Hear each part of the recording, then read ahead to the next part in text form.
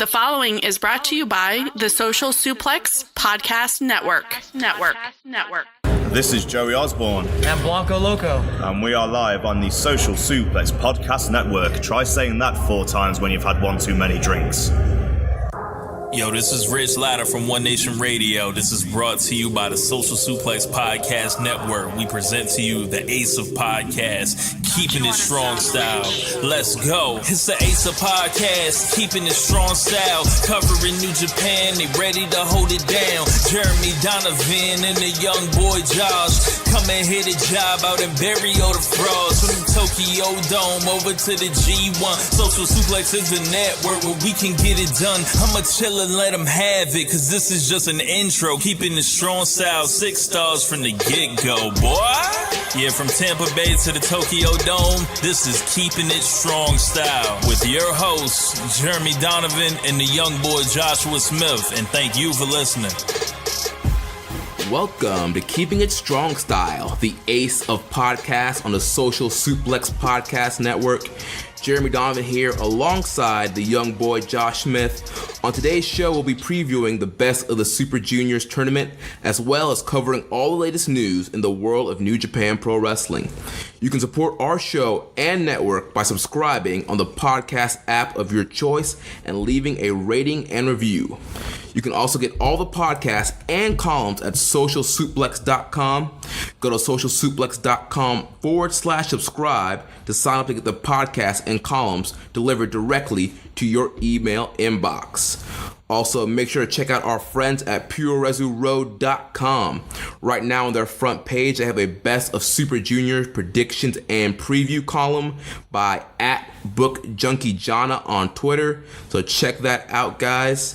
Especially that could be helpful if you're entering in our best of the Super Junior t-shirt contest. Yeah, do we have @Bookie entered into that? I don't know. I'm going to have to check the entries and see if he's entered yet.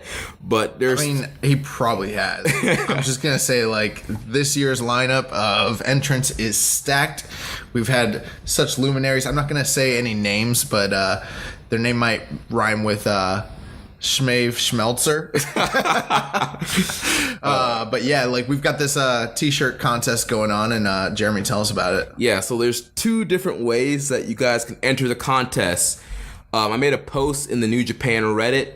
There is a Google Doc that has the A block and B block, and when you pick the winners, it calculates the points for you.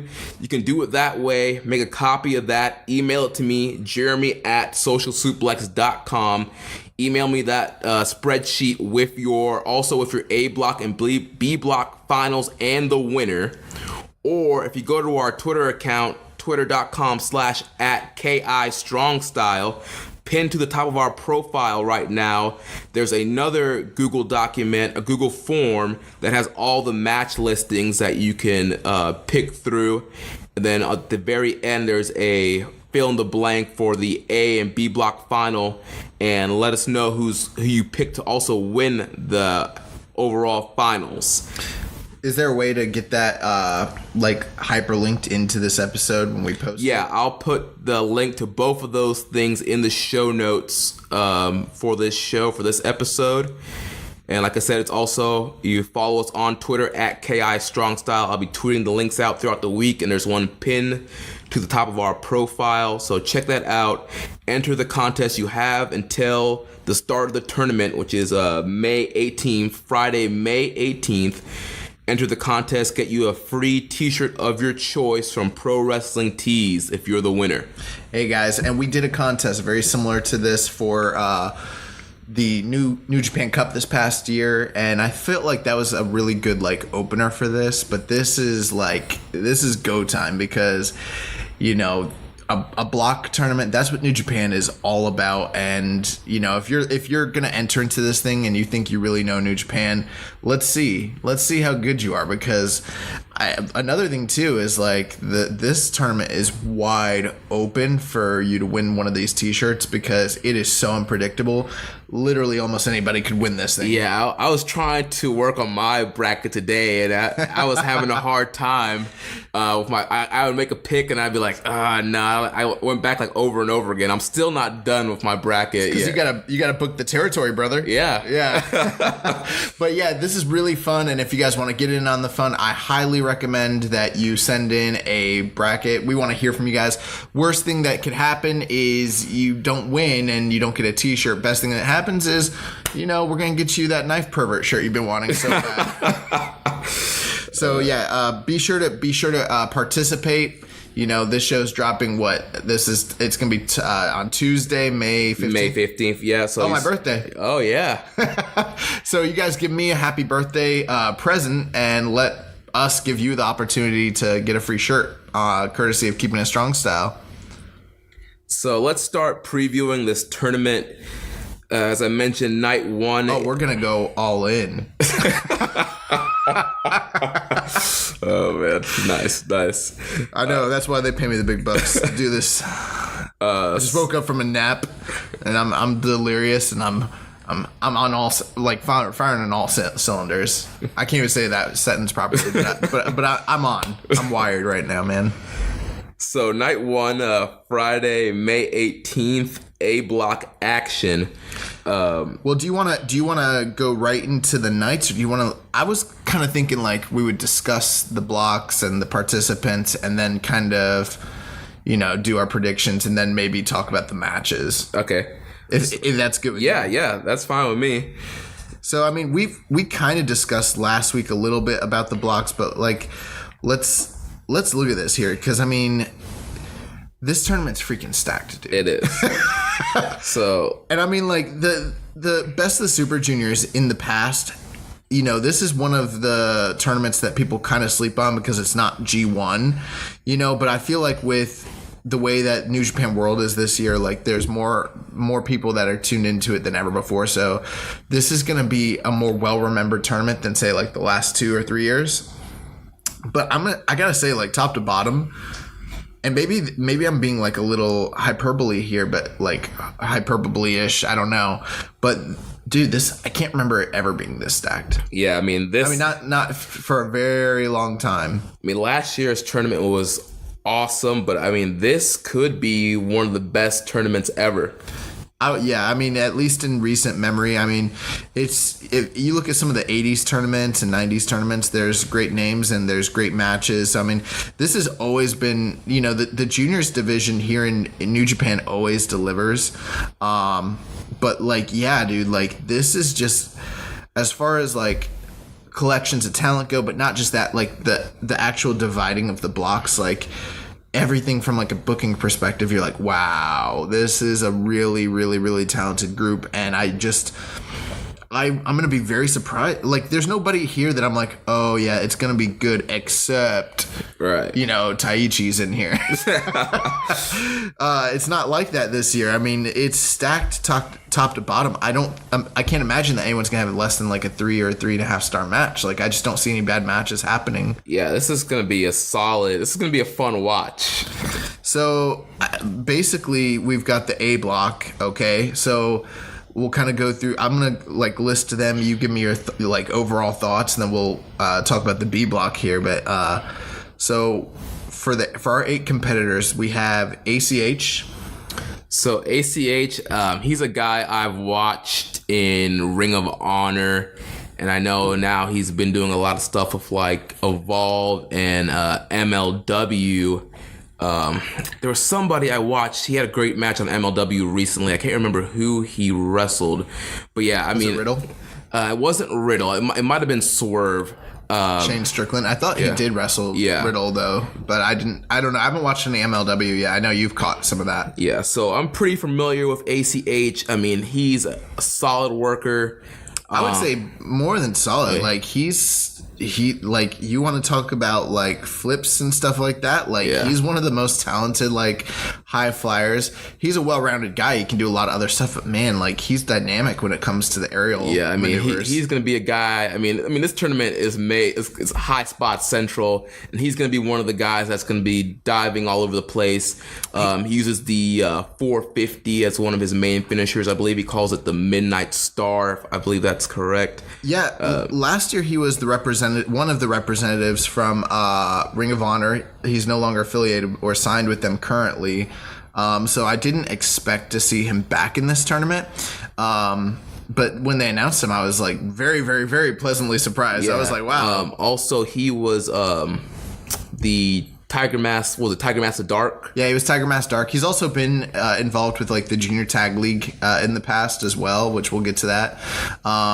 I've seen some of his work in New Japan, but I can't say I've seen a ton of ACH. I've seen more ACH like on the Indies and PWG and things like that. Same here. So I like the prospect of getting to see him in this tournament. Like, yeah. I'm very, very, very excited about this. So ACH, and then representing LIJ, we got Bushi. So I mean, I really don't even know how to feel about Bushi. I mean, he's mainly been kind of like doing the junior tag stuff with Takahashi, and I mean, I feel like we don't see him a lot in one-on-one matches. But we just saw him in one.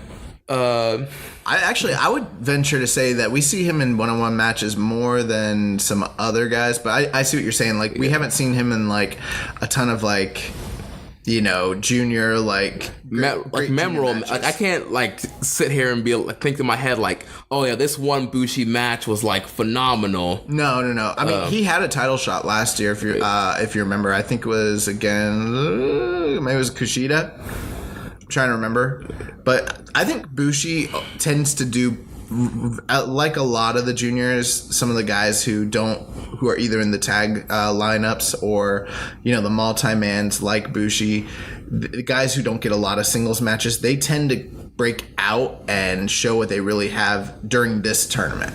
So that's one thing I am excited to see. But I know what you're saying. Like, I'm not totally. A lot of people love Bushi. I'm not in love with Bushi. I don't love him. I don't hate him. I mean, for the most part, I mean, he's another.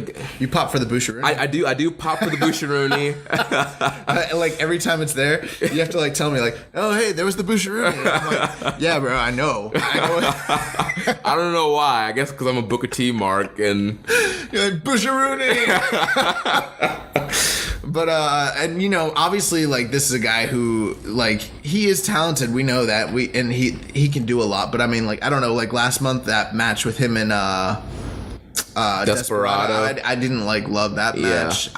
A lot of people tend to be higher on his tag stuff than I am, and I think like he does well as a member of LIJ, but he's kind of the fall guy, right? So, and I'm sure that kind of being in LIJ surely helps with the people who love him, because I mean, everybody loves LIJ as a whole. Well, he's got a cool gimmick too. You know what I mean? So I mean, I feel like that's part. Like, his masks are awesome, and people tend to really gravitate towards that, especially in Japan. You see like the Bushi section and stuff like that. And I do like his finish, the MX top rope jumping code breaker. I've never been a big code breaker fan, to be honest with you. It's kind of cool, but I don't know. Like, when Jericho first started doing it, I thought it was really cool, but so many people do it now. I'm like, there's so many variations of it. I'm not like a big code breaker guy. I don't know. It just feels like they're taking a bump. I'm serious. Think about it, bro. Yeah, I mean, they are, but I don't know. I like the visual of the code breaker. I like the eat defeat better. That, like, I can see that visual. I can see their face on the foot and it's getting pulled down. The code breaker, they're kind of just flopping. I'm just like, it's all right. Some people like it. I don't know. I like it. Maybe I'm just critical, but yeah. So we got Bushi. Next we have everybody's favorite flat earther, former member of the U.S. Army, Flip Gordon. Yeah. Was still not booked for All In. Yeah. But he is booked for this tournament, the Best of the Super Juniors, 25. Yeah, this is a start for him. Hopefully, if maybe he performs well here, maybe he can get in on All In. So, what are your feelings on Flip, man? Because this is probably one of the more, like, diverse of guys. All right, here's the thing. I've become a big Flip Gordon fan. I mean, probably like I don't even know when Flip came on the radar, but I mean, he kind of came out of nowhere. And I was like, who was this Flip Gordon guy? I never heard of him until like the whole being the elite thing, and we first saw him in Lakeland. I did not know who he was. I started seeing him and hearing about him before we went to Lakeland. Yeah, you guys had seen him because you guys were all like, you gotta check this guy out. His name's Flip, and I was like, that's stupid. And you're like, he's a flippy guy, and I was like, that's dumb that his name is Flip. And he does flips. Like, that's stupid. But now I get it. I'm like, yeah, Flip's great. Yeah. So, I mean, I think, Flip, he's gotten better since, the first time I seen him. This is going to be a big break for him. We've seen Flip live several times now. And when he's in big matches, I mean, he goes all out. Yeah, I mean, we've seen him in several, great matches in Ring of Honor. He's one of these guys that... he's kind of like Will Ospreay. He's like all over the place. He's in every indie right now. So, I mean, and this is like his... We got to see him on the Ring of Honor. What were those cards called earlier, like in February when they came to Japan? Honor Rising. Yeah, the Honor Rising. And I heard mixed things even then.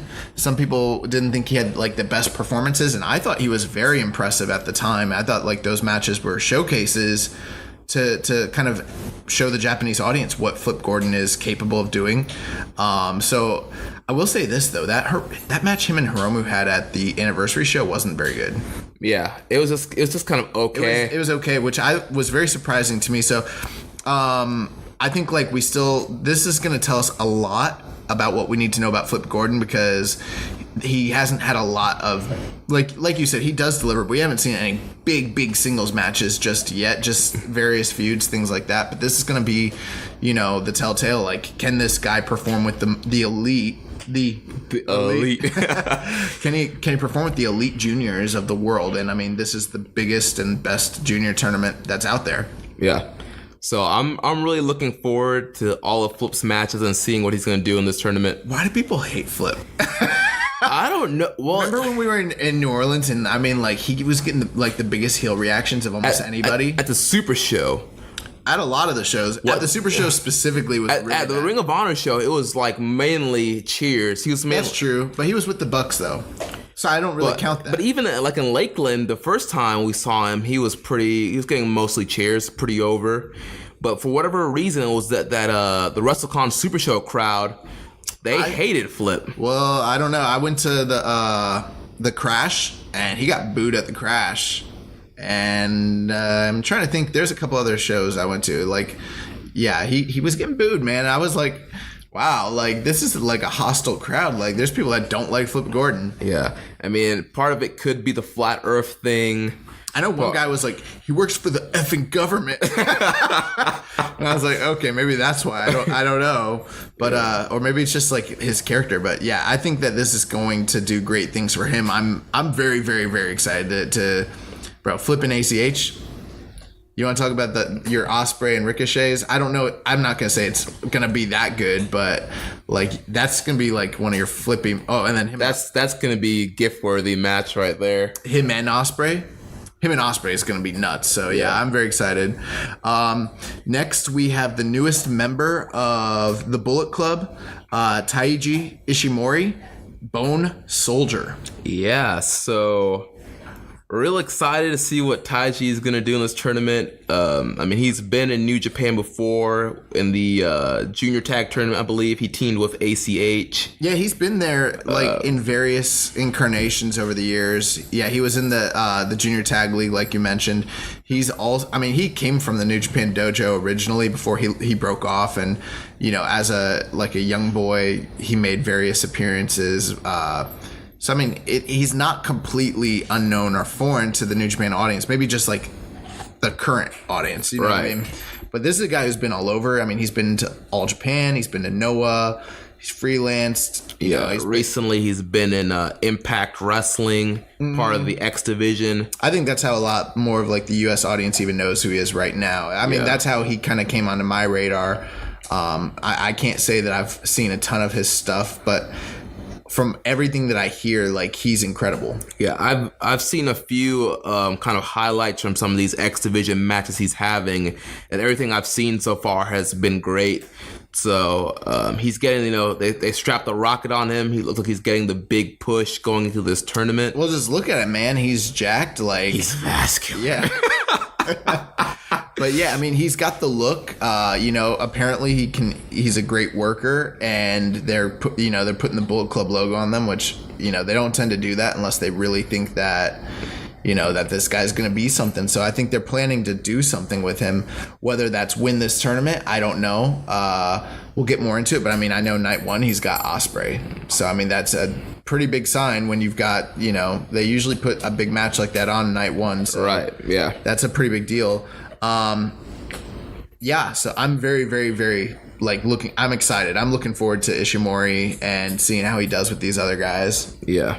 And then next we have Tiger Mask 4, which Tiger Mask is, he's a former ace of the junior division. Mm-hmm. He's the only guy to ever have won the Best of the Super Juniors tournament back-to-back in 04 and in 05. But that was in 04. In 05. He's definitely seen better days. Mm-hmm. Most time these days you see him in opening matches kicking the crap out of young boys. Mean Tiger Mask. Yeah. Mean Tiger Mask. So, I mean, but he is a mainstay in this tournament. We see him, pretty consistently. What are you thinking? Honestly, I would have probably preferred Liger over Tiger Mask here. I absolutely would have preferred. But Liger's trying to be a man of his word. He said last year was his last Best of Super Juniors, and he's sticking to that. I'm gonna take a look. I don't even know. I'm wondering how old is Tiger Mask? He's 47, dude. Wow. Yeah. So I mean, I would almost prefer them to be this is gonna be Tiger Mask's last Best Super Juniors. Yeah. I mean, he's gonna try. He's gonna put his best out there, but he's 47. He's definitely past his prime. He's gonna be in there with some of the best juniors today.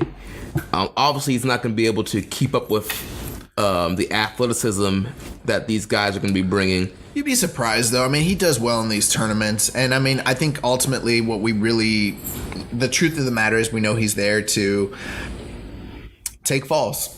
Right, yeah. And upset guys. Because, make no bones about it. This guy is going to upset some of these people that are in this league. You think he's a gimme every single night, and then he's going to upset someone like a Ishimori or a Will Ospreay. Right. I mean, and you'll be surprised when he gets that victory, but he's there to put over the other guys. He still has a few Tiger drivers left in him. Yeah. Although, I mean, let's not kid ourselves. He's not Sayama or Misawa or anything like that. I'm waiting for Tiger Mask, the next Tiger Mask. I love Tiger Mask gimmick. I want it to keep going. I don't know who it will be, but I think there's a lot of money to be made if they do a Tiger Mask 6. Well, actually, they have a 5. Believe it or not, he's just not in New Japan. Actually, you know who it is? It's Misawa or oh man. What is his name? He's a freaking MMA fighter. Oh, yes? Yeah. Manoa. I forget his first name. Yeah, he's a shoot fighter. He got trained with Sayama, and Sayama called him Tiger Mask 5. But he never dons the gimmick, so it's got to be Tiger Mask 6 at this point. Yeah. But yeah, and then next that brings us to the ace of the division, the current ace, the reigning IWGP Junior Heavyweight Champion, the aerial assassin, Will Ospreay. Yeah, I mean, Will, he's just been on an absolute tear this year. Yeah. This man wants to be crowned the best wrestler in the world.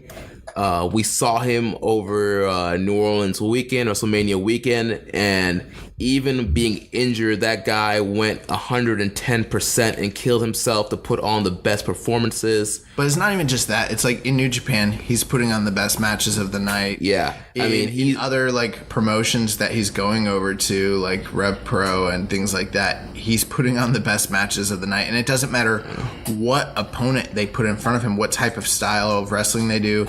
He is putting on the best matches out there in the world today. Yeah, and I mean, he's already won Wrestler of the Month twice for our show, and he's had 2 matches of the month. I mean, we've only had 4 months so far this year, and he's already taken half of that. Well, Will was was a finalist last year, and he lost to Kushida. The year before that, him and Taguchi, went to the finals. He beat Taguchi, and then both of those matches were actually just excellent.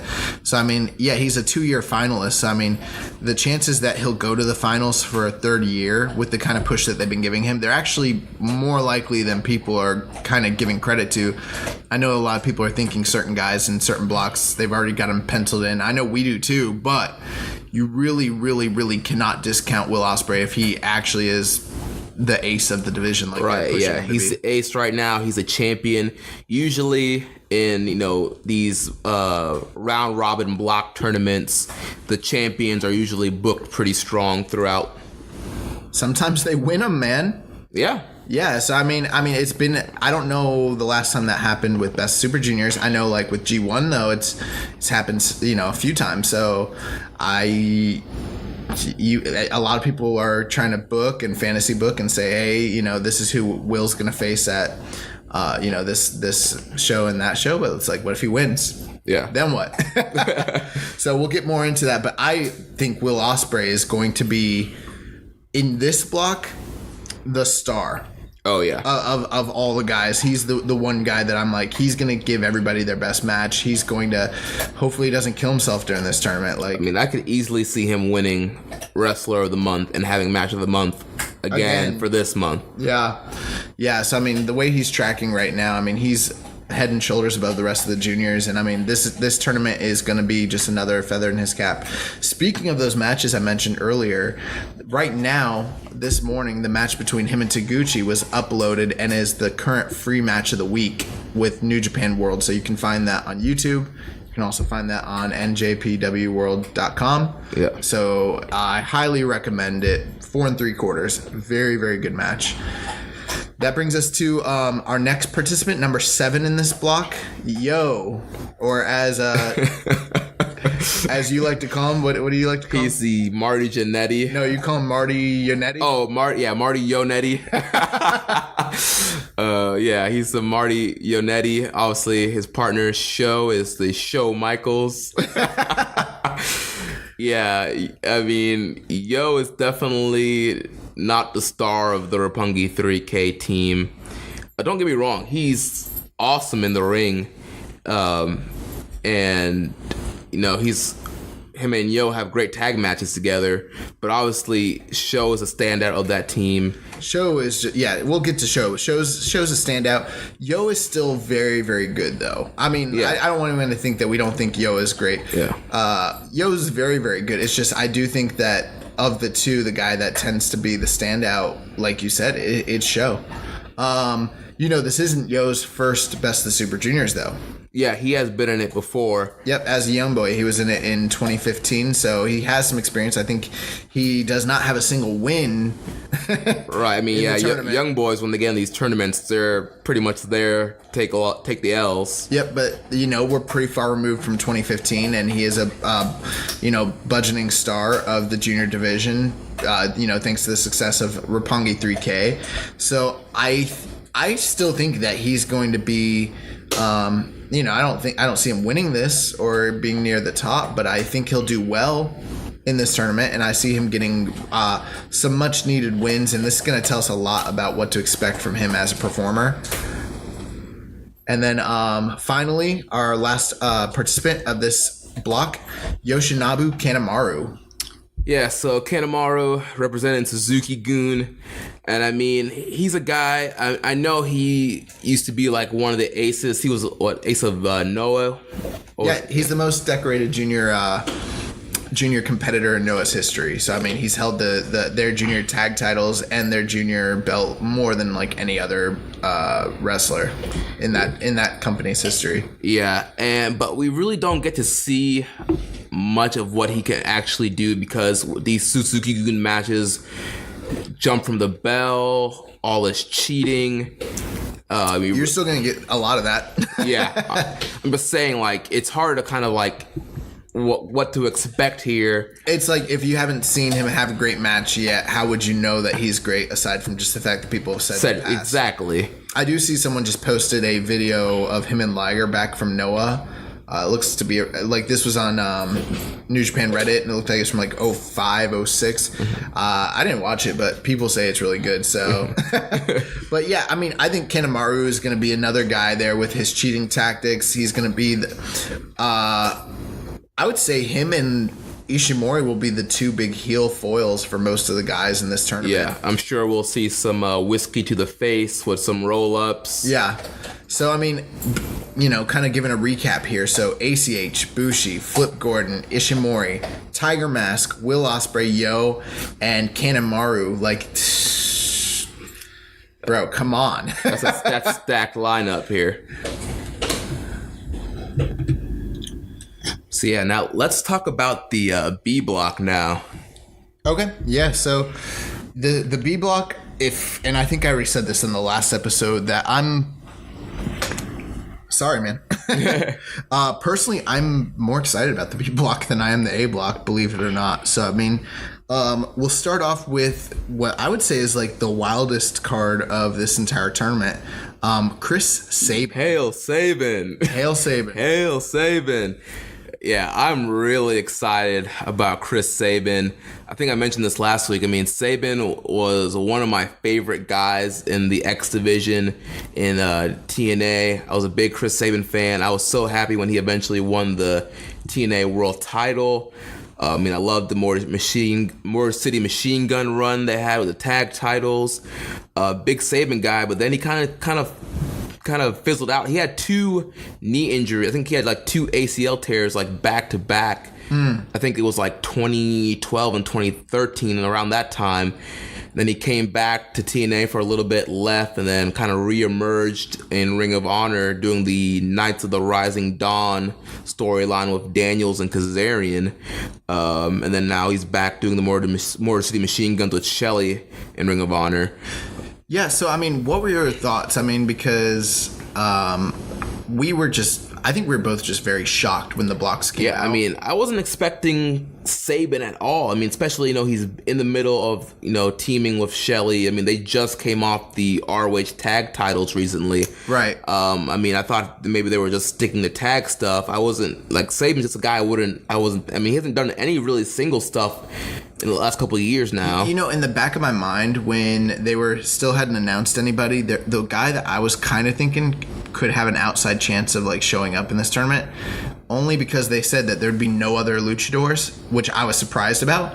But I kind of thought Alex Shelley had an outside chance to be the guy.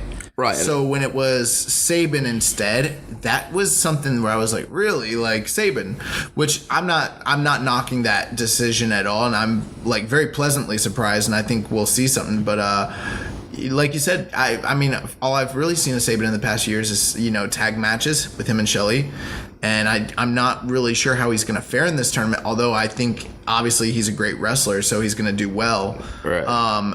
Would you say that like the criticisms about his injuries and him kind of slowing down are valid?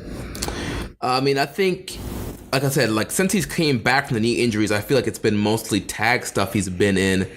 I really haven't seen anything like highlight from him since the 2 knee injuries. Well, I've heard people say that because of the injuries, he isn't as quick and as capable of doing the things he did when he was younger. Right. I'm sure we're not getting like 05, 06 Sabin here, but I still think he's going to try his best. And I mean, even though Sabin did a lot of high flying stuff, he still was kind of like a power guy in the X division, and so he might rely on more power stuff in this move. Yeah. In this tournament. Yeah, I don't really know what to expect when it comes to Chris Sabin. I'm excited to see what he's capable of doing, and this might be one of those things where he rises to the occasion. I mean, like I said, at one point Chris Sabin was one of the most elite juniors out there, and I mean, if he still hypothetically is, and he might be, I mean, a great worker is a great worker. They don't have to always go out there and do all the aerial stuff to be a great worker. Right. I've seen plenty of guys over the years change their styles. Muda's an example, different guys like that where, they can compensate, but they still can work. And so I'm going to assume Chris Sabin is going to do well in this tournament. Yeah, and I think the thing with Shelley, and this is kind of stuff I've read and heard, that he's he likes kind of like a reduced schedule now. I think he's kind of like phasing out of wrestling slowly. I know he's like in school. I forget what exactly he's studying, getting a degree in something. But the Ring of Honor schedule is Well, I know he made it to the finals one year. I was doing some research. I don't remember which. It was when they were still doing the semis and the finals. Yeah. And it was in 2014. Yeah. He withdrew from the tournament after he qualified for the semifinals, and they ended up replacing him with Taichi. So, and I think he's had similar issues like that in this tournament. So I don't know, but I mean, I just figured with his the whole thing with him and the time splitters. Yeah. He's been the guy that's more recently been in New Japan, so I assumed that. I don't know, because I was trying to think, like, who are they going to bring in for this? And, I mean, there's a lot of guys they could have, but Sabin wasn't one of the guys I thought. I thought Shelley might have been, so I'm excited. We'll see what happens with Chris Sabin. We'll follow the story. The next guy who I'm still, like... Is he going to be in this tournament? They're saying he is, but Dragon Lee. Yeah, so what was that injury? A torn quad or partially torn quad? Partially torn quad, which I don't know how you only partially tear your quad. Like, you know what I mean? Like, to me, a quad tear, when I'm not a... Physician? Yeah, I'm not I'm not a doctor. But every time I've seen a guy tear their quad, it's like... Not good. Yeah, like, remember when Vince McMahon tore both his quads? Or the infamous Kevin Nash, where he tore it during that, like, NWO match. Triple H, man. Yeah. Triple H tore his quad. I mean, there's a lot. It's not the most common injury, but we see it in wrestling.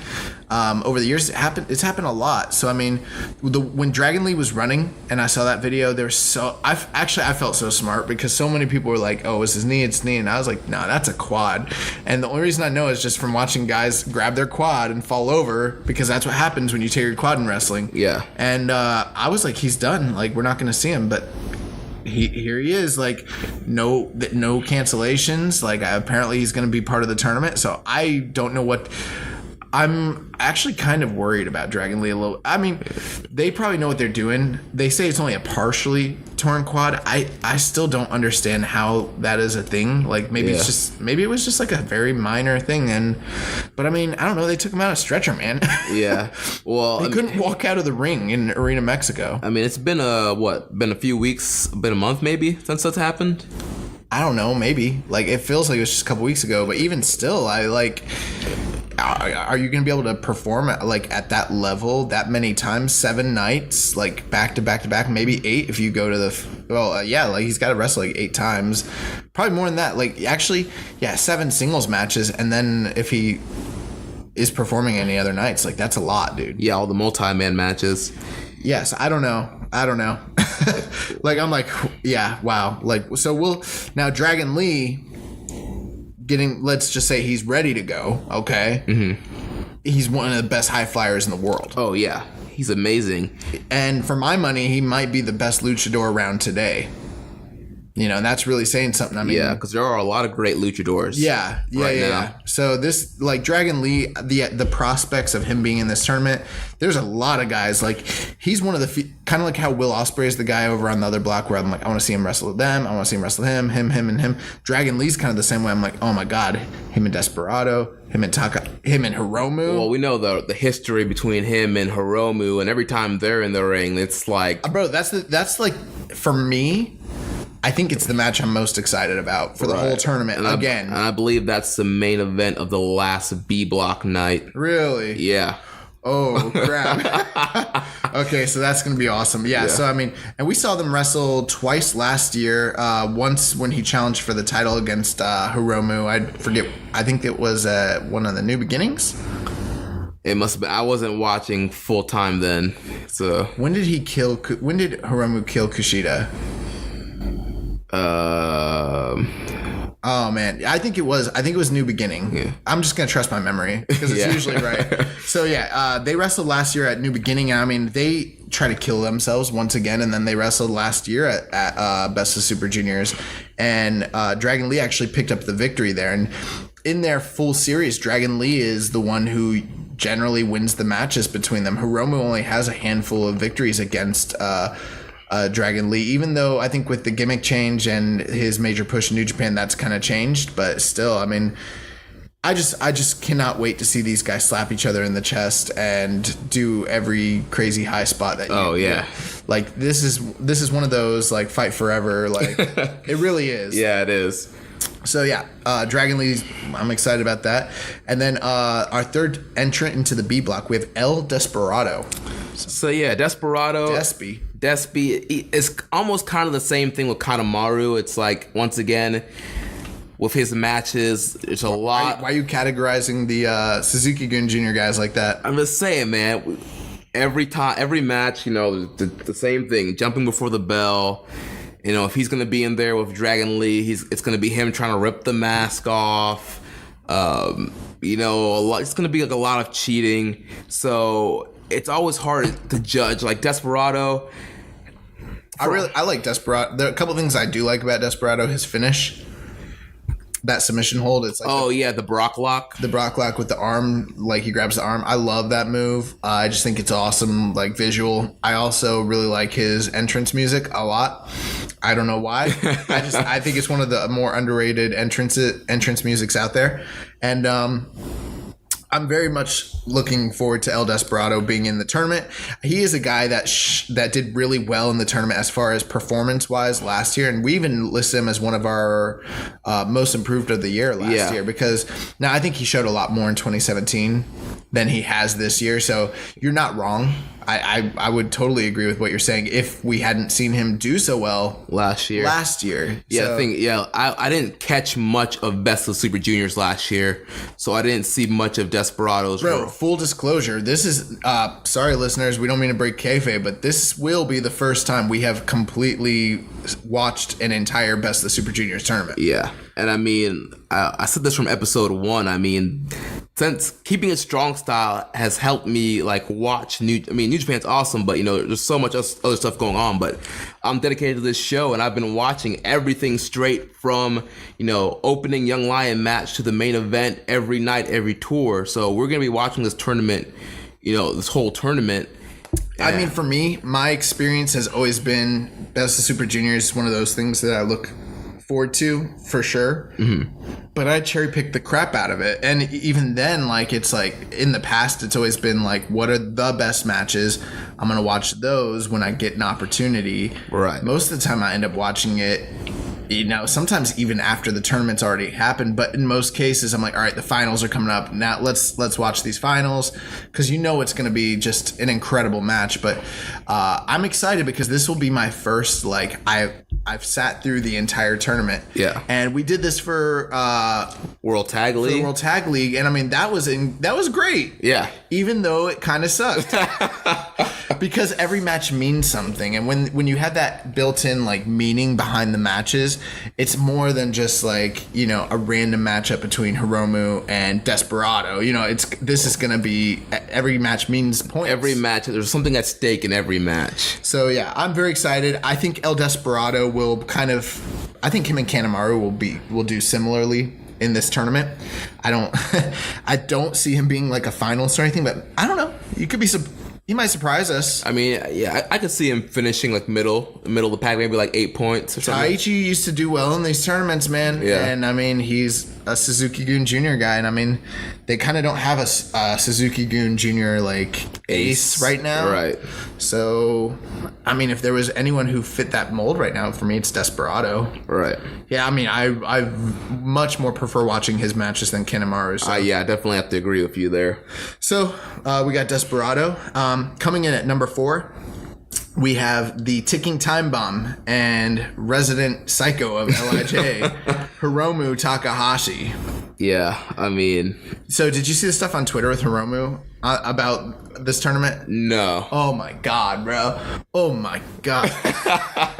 Yo, so Hiromu you gotta go on Twitter, bro. You have to follow him on Twitter. Like I do, but I guess I missed that. I'm not even on Twitter and I know about it. That's how great it is. Like if I hear about it, then you know it's great because I'm not even on that crap. But yeah, he was freaking out on Twitter about trying to figure out what block he was gonna be in, and he just kept like posting the weirdest stuff about just obsessing about which block he was gonna be in, just like losing his freaking mind. And then when he finally found out he was in the B block, he started posting these weird like photos of like him as a B. So like it's three versions of him, like one where he's standing up straight and then the other one's where he's curved, and he says that he has become the physical embodiment of B. I gotta see if I can. Jeremy's like, what? Jeremy's literally looking it up as we speak. Like, oh man. Hopefully it's one of those things that's like not better because like I didn't put it over too much. Like it's better than what I'm actually saying. Like you're gonna see it and you're gonna be like, oh, that kind of sucks. Yeah, trying to find his Twitter account. He's right there.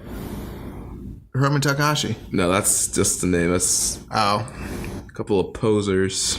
Anyway, so I mean, let's talk about Hiromu while you're looking that up. So Hiromu Takahashi, for most fans, I would say is the odds-on favorite to be like the top guy of B block. Yeah, I mean he's just briefly looking over some of the entries we've got in. Hiromu's a high favorite to be in the tournament finals. Really? Yeah. I haven't looked at any of the entries for our contest yet because I don't want to be swayed by the public opinion. You found him, the time bomb? Yeah. Let's see if I can find this. Oh my gosh, guys. That's pretty funny, right? Yeah, so if you're not following Hiromu, his Twitter account is at timebomb1105. Oh, it's great. Great stuff. So Hiromu is also him and Dragon Lee are two of the guys where I'm just like, oh my goodness, I cannot wait to see every like Hiromu. I want Hiromu to like rampage through this freaking tournament because I love Hiromu Takahashi. Yeah. Like, I think he's gonna have an incredible showing in this tournament. Yeah, it's gonna be great. Like last year, he was awesome, but he had the title strapped to him at the time, and he really hadn't been suffering any defeats. So, last year he pretty much ran the gamut and beat everybody except for he lost to Dragon Lee, he lost to Ricochet, and lost to Ospreay, which I felt like at the time the whole idea was to set up future title defenses down the road. Mm-hmm. But then he ended up dropping the belt at Dominion to Kushida. Yeah. But in that same tournament, I mean, he beat Jushin Liger, he beat Marty Scurll, he beat Taichi, he beat Taka. So he kind of beat like most of the guys that were like you would kind of perceive not being on his level necessarily at the time, but the guys that were around his level, like Dragon Lee, Ricochet, and Will Ospreay, were guys he lost to. However, Ricochet and Dragon Lee were both avenging earlier defeats from the year, Right. And then Will Ospreay, I don't think him and Will Ospreay had wrestled yet either. So this is very, very, I think it's going to be very, very interesting this year because he doesn't have the title, and I just see him running through this field of competitors. I just really do. And I think he's going to have incredible matches along the way. They've really kind of cooled him off since like Wrestle Kingdom. He's kind of been doing this junior tag title feud with Suzuki-gun. Well, he had that excellent match with Ospreay. Right. Well, after that, he's been kind of cooled off as far as singles stuff. So this is a great opportunity to heat him back up. I think everyone's kind of in that boat. That's just the general booking direction that New Japan has. You know what I mean? Yeah. This is that time of the year. Like May is when New Japan really like ramped. Remember earlier how we talked about someone had posted and they're like, New Japan really hasn't been great, up until Dontaku. I'm like, do you watch New Japan? Like, this is like the general way that their like year goes. Like, Wrestle Kingdom's their high point. They have peppered in big shows up until May, but nothing, you know what I mean? Like, that's how it is. And then May comes around, you get Best of Super Juniors, then we get Dominion, then we go into the G1, and then it's like, it's on, bro. So I'm like, I don't know what you're talking about. This is how every year is, like, and it's been a fantastic year. So this is one of my favorite times of the year, bro. Like, it's my birthday. It's the Best of Super Juniors. we'll get to it later, but Sakamoto is going to be in New Japan. So I'm excited. It's going to be a great month. Hiromu's that dude, bro. Yeah, he is. He's that dude, and I mean, I'm a big fan of his, so I'm talking from a huge bias here. But I think he's going to be the guy in this bracket. Although there's several guys that could. I mean, if he doesn't win it, I won't be totally surprised. But yeah, I mean, I'm excited. I mean, what are your thoughts on Hiromu? Because I'm going on and on. I mean, I love Hiromu. I mean, I think he's awesome. I'm expecting, amazing matches out of him in this tournament. And like I said, he's a heavy favorite to be in a B block finalist and overall tournament finalist. And I mean, I could definitely see that happening. They need to put the belt on him and have him beat everybody. No, but yeah, I mean, I'm excited for Hiromu. I mean, I've become a big fan of his work since I've been watching New Japan more. He's definitely one of the standout guys in this junior division. So the next entrant, if you want to talk about a guy that hypothetically could be the one who wins this bracket, you can never discount the time splitter, Kushida. Yeah. The junior ace. The former junior ace. I don't know what his current status is, but the time splitter. Yeah, the time splitter. So we got Kushida coming in at number 5. And I mean, bro, again, just another dude, this is I had a lot of people talk about how great A block is going to be, and maybe from a booking standpoint, they might produce great magic in the ring, but on paper, this is the B block. The B block is so freaking stacked, and I mean both of them are. But look at this, bro! Saban, Lee, Desperado, Takahashi, Kushida, holy crap! And we haven't even got through all of them, but I mean, dude, Kushida and Takahashi. Every time they're in the ring together, it's freaking magic. I think Kushida might be top to bottom the best guy in this bracket as far as in ring. Yeah, and I feel like from what I've been seeing and hearing, I feel like Kushida could be one of the kind of underrated guys going into this tournament. People are kind of sleeping on him, but I think he's going to do very well. And I mean, this is a guy that's been in a lot of these finals and has won it before. I mean, bro, people didn't think he was going to win last year. He won it last year. He had that incredible finale in 2015, him and Kyle O'Reilly. He was in the finals in 2014 with Ricochet. That's why I'm you really can't count Kushida out. Right. Because out of the last 4 years, he's been in the finals 3 times. Right. I mean, this wouldn't surprise me if he winds up in the finals again this year. With the way that New Japan books, it really won't be a shock to me at all if he ends up in the finals. It just won't. I mean, at the same time, I don't know if that's the way you should go. I mean, I'm not Gato or anything like that, but I mean, a lot of people are sleeping on Kushida. I felt like people slept on Kushida last year too, a bit. Right. But at least last year he had that arc where he'd been defeated those 2 times by Hiromu, and he had to kind of redeem himself, and that's what led to his title shot at Dominion. But this year, I wouldn't say you necessarily have that. But I don't know, man. Do you think he's going heavyweight? We keep talking about it. Yeah, there's been lots of talk about that. But he's talked about it. He's talked about it. A lot of other sources have talked about it. I mean, I could definitely see it happening. I mean, this could maybe be his last best of Super Juniors, and he goes up to heavy after this. I mean, anything's possible, but regardless if he's going heavy, I still think he's going to do very well in this tournament. Mark my words, if Kushida's not in the finals, he's going to be one of the guys that when you go into the last night, the question will still be there: is he going to win it? Yeah. So Kushida's going to be right in the mix. I'm so looking forward to this tournament. The more I talk about it, I'm just I'm getting amped. Yeah. And you want to throw some more fire to this flame, dude? Marty freaking Skrull. Whoop, whoop. The villain. Whoop, whoop. Yeah, the freaking villain. So you got Marty Skrull coming into this tournament also. And I mean, bro, Kushida, former IWGP champion. Marty Skrull, former IWGP champion. Hiromu, former IWGP champion. We've got, one other still left to go. But I mean, that's holy crap. This is the who's who of the junior division. Yeah, it's the former champion block. Yeah. And so I think, did Marty make his debut last year. He was definitely in the tournament. He was in the A block last year, and I think that might have been his. I think, wasn't that his first tournament? I think it was, yeah. Yeah, it was. So this is his second year in the tournament. He had a really great accounting of himself. I think last year was like his kind of like, are we going to sign this dude? And then he did so well that they're like, yeah, we got to. He ended up with 8 points in the A block, which there was like 5 guys that ended up with 8 points last year. So, I mean, it was a really, really close tournament, last year. But Marty's going to be one of those guys, man. Like, people are kind of sleeping on Marty Skrull. Yeah. Now, I know that he just, he lost a Ring of Honor championship title match this year. He also lost a junior title match here in New Japan.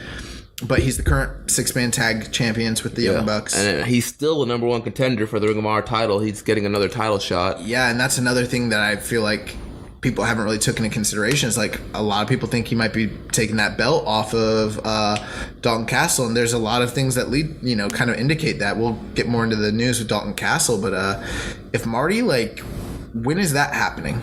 The world title match at Castle? When is that? That's at Best in the World? I believe it. I want to say it's at Best in the World. I'm not 100% sure, but I believe that's when that title I'm kind of shot. like wondering, is this tournament going to... Well, this tournament's only in a few days, so yeah, it's got to happen before then. Yeah. But yeah, I was kind of thinking, I was like, well, what if he's champion before? Best in the World is in like June 23rd, something like that. Gotcha. So it'll happen after this tournament's over. Even still, like, Marty's one of the best talents that's out there. And we don't get to see enough of Marty. Can do everything. Like, he's hilarious when he's doing comedy. He looks like a freaking killer and vicious when when he turns it on, and he looks like a psycho. He's a great technical wrestler. He can do high spots. Like, he's awesome, bro. Yeah, we're gonna get a lot of broken fingers in this tournament. Yeah. So I'm excited. I mean, what are your thoughts? Like, what do you think with Marty? I mean, I've grown to become a big Marty fan. We've got to see him live a few times this year, and I mean, the guy's a star. I mean, his music hits and the crowd goes wild. He gets the crowd in the palm of his hand. Love his spots. The super kick, just kidding spot, the finger break spot. I mean, this guy's a star. I wanted to see him win the Ring of Honor title at Supercard. I'm surprised he's even in this tournament. He's trying to go heavyweight now. Right. I mean, his goal in life is to body slam Bad Luck Fale. The whole book club's becoming body guys. I guess he needs to lift a few more weights to get to Matt and Nick's level. But yeah, I'm just looking at this and I'm just like, holy crap, this freaking tournament. And then coming in at number 7, we've got the coach, Ryusuke Taguchi. Yeah. Taguchi. This is going to be another guy that people sleep on just because Taguchi is so goofy, and majority of stuff he does throughout the year is kind of like comedy matches and him, trying to like lead this team of Sekigun members. But when Taguchi's in these tournaments, he really turns it on and has some great matches. Yeah, so I mean, Taguchi, like, all year long we wait for like serious Taguchi, and then when he gets into the tournament, he still does comedy and stuff, but he does awesome in these tournaments. Yeah, like, I'm sure his match with Skrull, that's probably gonna be a pretty funny comedy match. Yeah, I mean, I would imagine. I feel like Yo does some funny, like, pretty funny comedy stuff, so I feel like they might do some good stuff together. But I mean, dude, he had 8 points going into the finals last year. He didn't make the finals, but going into the last night, he made the finals in 2016. He went off against Will Ospreay. The year before that, he had 10 points. The year before that, he was in the semifinals against Ricochet. He didn't make it to the finals, but like, yeah, bro, people sleep on Taguchi, but if history tells us anything, this is a guy who knows how to win in these tournaments. He actually won the Best of the Super Juniors in 2012. He beat Loki in the finals, so he's a former winner. He was in the finals the year before that against Kota Ibushi. So, like, what is the trend here? What am I saying? He is in the finals or semifinals every year. 2011, him and Kota Ibushi, he was in the semifinals. Like, how many years has this guy, like, been making these? Bro, 2008, he was in the semifinals. Like, Dude, like, I'm just looking. 2007, he was in the semifinals. Holy crap, dude. So yeah, Taguchi is a star in this when it comes to this Best of Super Juniors tournament, and I think people, especially like newer fans who are just getting into New Japan, into this product, they see Taguchi now and just see like the comedy goof guy that just hitting everybody with his ass. But you look back to this tournament. Well, that's a hip attack. You look back at the history of this tournament, you see this guy, he comes and performs. You're going to get top. Bro, for 10 years. Like, for 10 years, this has been his tournament. Yeah. Like, that's crazy. So, don't sleep on Taguchi when you're filling out your brackets for the contest. Bro, like, now I'm like, I got to go through this and see how many years. Like, 1, 2, 3, 4. Holy crap. Okay, he didn't make it in 2013, but still. 5. God. 6. So yeah, out of the last 10 years, 6 of the last 10 years, he's either made it to the finals or the semifinals, and he never like doesn't end up in one of the top blocks. So yeah, if you're filling out your brackets and history tells you anything, you might want to consider giving him at least like 8 or 9 points. Like, he's gonna get that. Yeah, he's gonna be a guy that's gonna be towards the top. Yeah. Believe it or not. Like, so, and you got to think, you're like, oh well, you know, Marty and Kushida and Hiromu, you know, and Dragon Lee are all in this, and I'm like, well, Taguchi's in this too, man, and he's a winner. Yeah, he wins tournament. Like, you know, he's only won the tournament once, but he knows how to get to close. Finals. Yeah.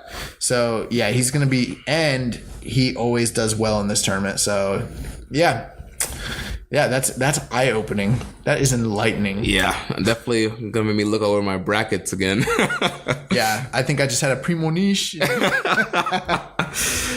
So then that brings us to our final entrant, Shawn Michaels. Yes, Shawn Michaels. Yes, for you guys that are still trying to figure out the difference, Show is the one with the gold tights and the black trim. The blonde hair. I mean, this guy is incredible. Dude, I love Show. Show comes in, he's freaking spearing dudes. He's freaking deadlift Germans. Yeah, he's doing deadlift Germans. He freaking hit Asuka in the face with the iron claw. Yeah, the iron finger or whatever it is, which I hate. So I'm like, yes, go Show. Show, like, to me, Show's like the future of this division. Oh yeah, I could definitely see him being like a future ace of this division once the whole Roppongi 3K stuff is done. And he's still kind of filling out, and I'm like, he might be a heavyweight like sooner or later. Yeah, he's jacked. He's a big dude.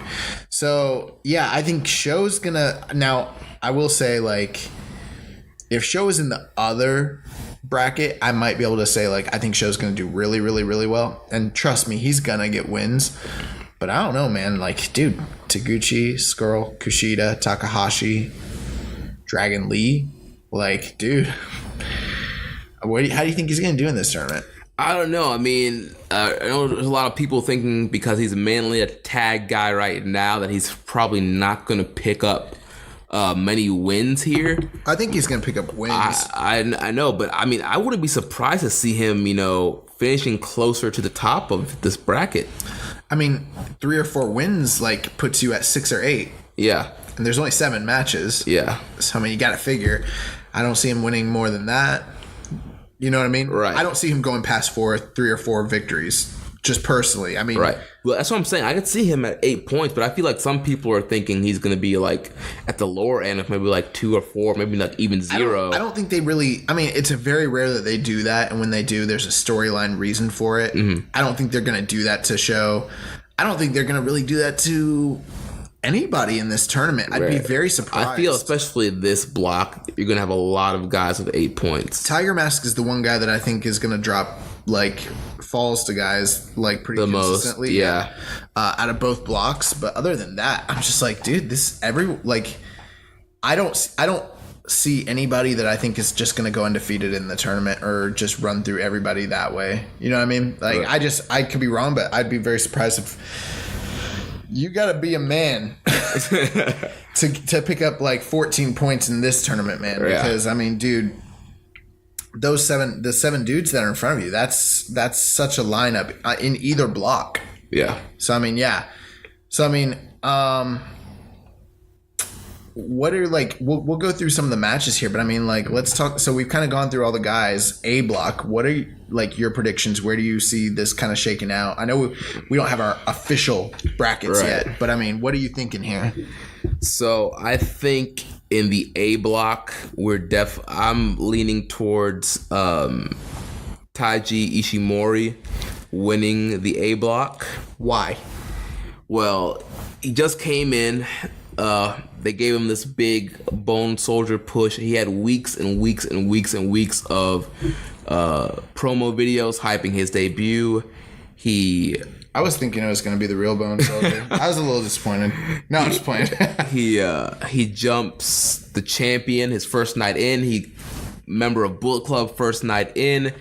I mean, clearly they're strapping the rock to this guy, and he's getting a push. And he's a new star, and I feel like when New Japan brings in somebody new and they're a new star, they go all the way. I mean, this year, look at Zack Sabre Jr. in the New Japan Cup.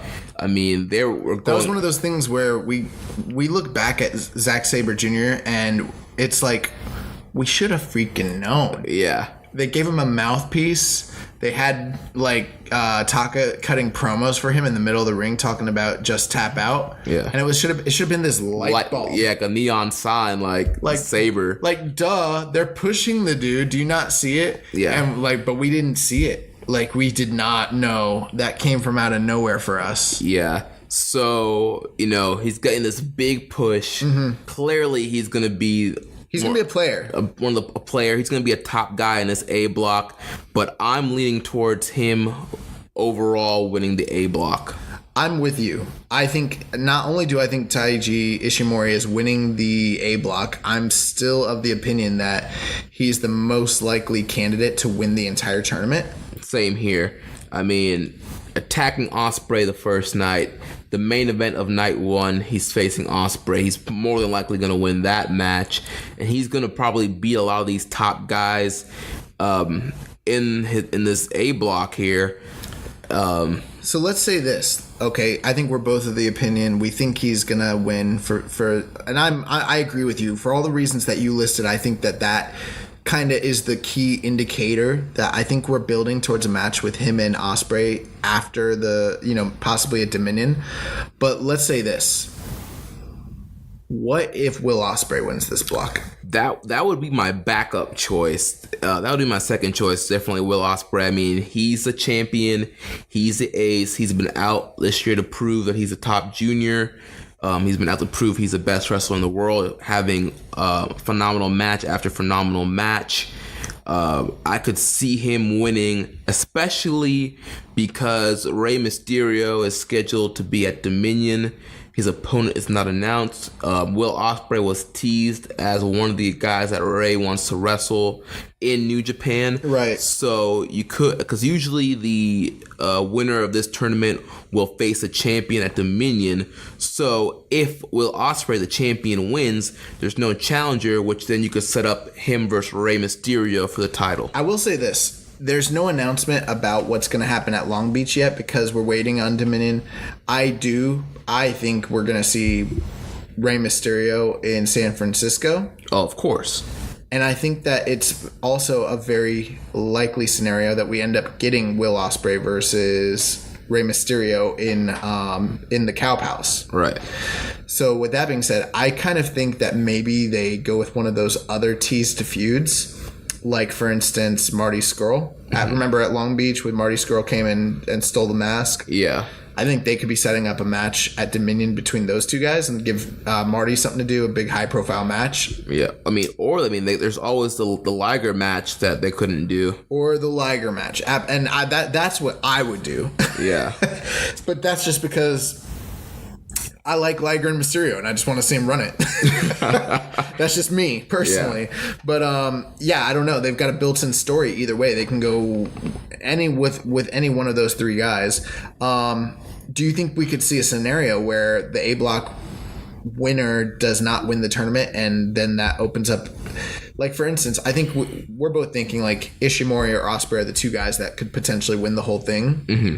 But have you given the consideration that maybe no one from A Block is actually winning and they're just going to the finals? In that case, if you were just going to book someone to go to the finals but not win, is there anyone else that you could realistically see making it to the finals? Or is it, for you, is it two-man race, just Ospreay and Ishimori? I think it's just Ospreay and Ishimori. You know, ACH, he's not a full-time guy.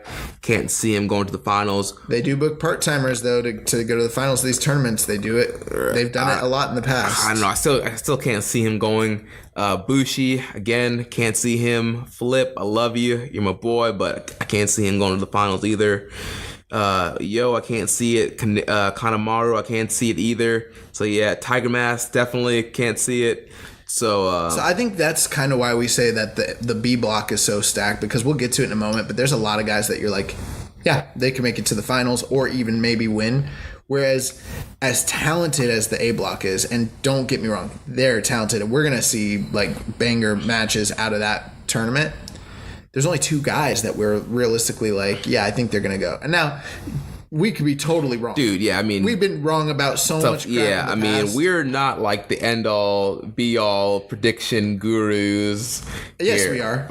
Don't discredit us. Yes, we no. But for real, like, this is such an unpredictable tournament. I mean, if Flip Gordon ends up in the finals, I'm just going to be like, all right, I guess we were wrong. Yeah. But with that being said, like... Will Ospreay and Ishimori are the two guys that I think we see factoring into the future of the division out of the A block, so that's why it makes the most sense for either one of them to go to the finals. And I think it's going to be Ishimori. Yeah. I think Ishimori winning this thing is just like last year when I kind of called LIJ going to the finals and winning the tournament. Like on paper, it just, you don't know how you're going to get there, but that seems like that's going to be the winner. It makes sense. I think Ishimori just makes the most sense.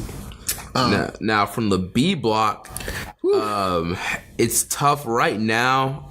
I'm leaning towards Takahashi making it to the B block finals. Actually, before we get, I think we let's just a little bit. Mm-hmm. Where do you see these guys kind of falling as in the A block as far as points? Then let me ask you that.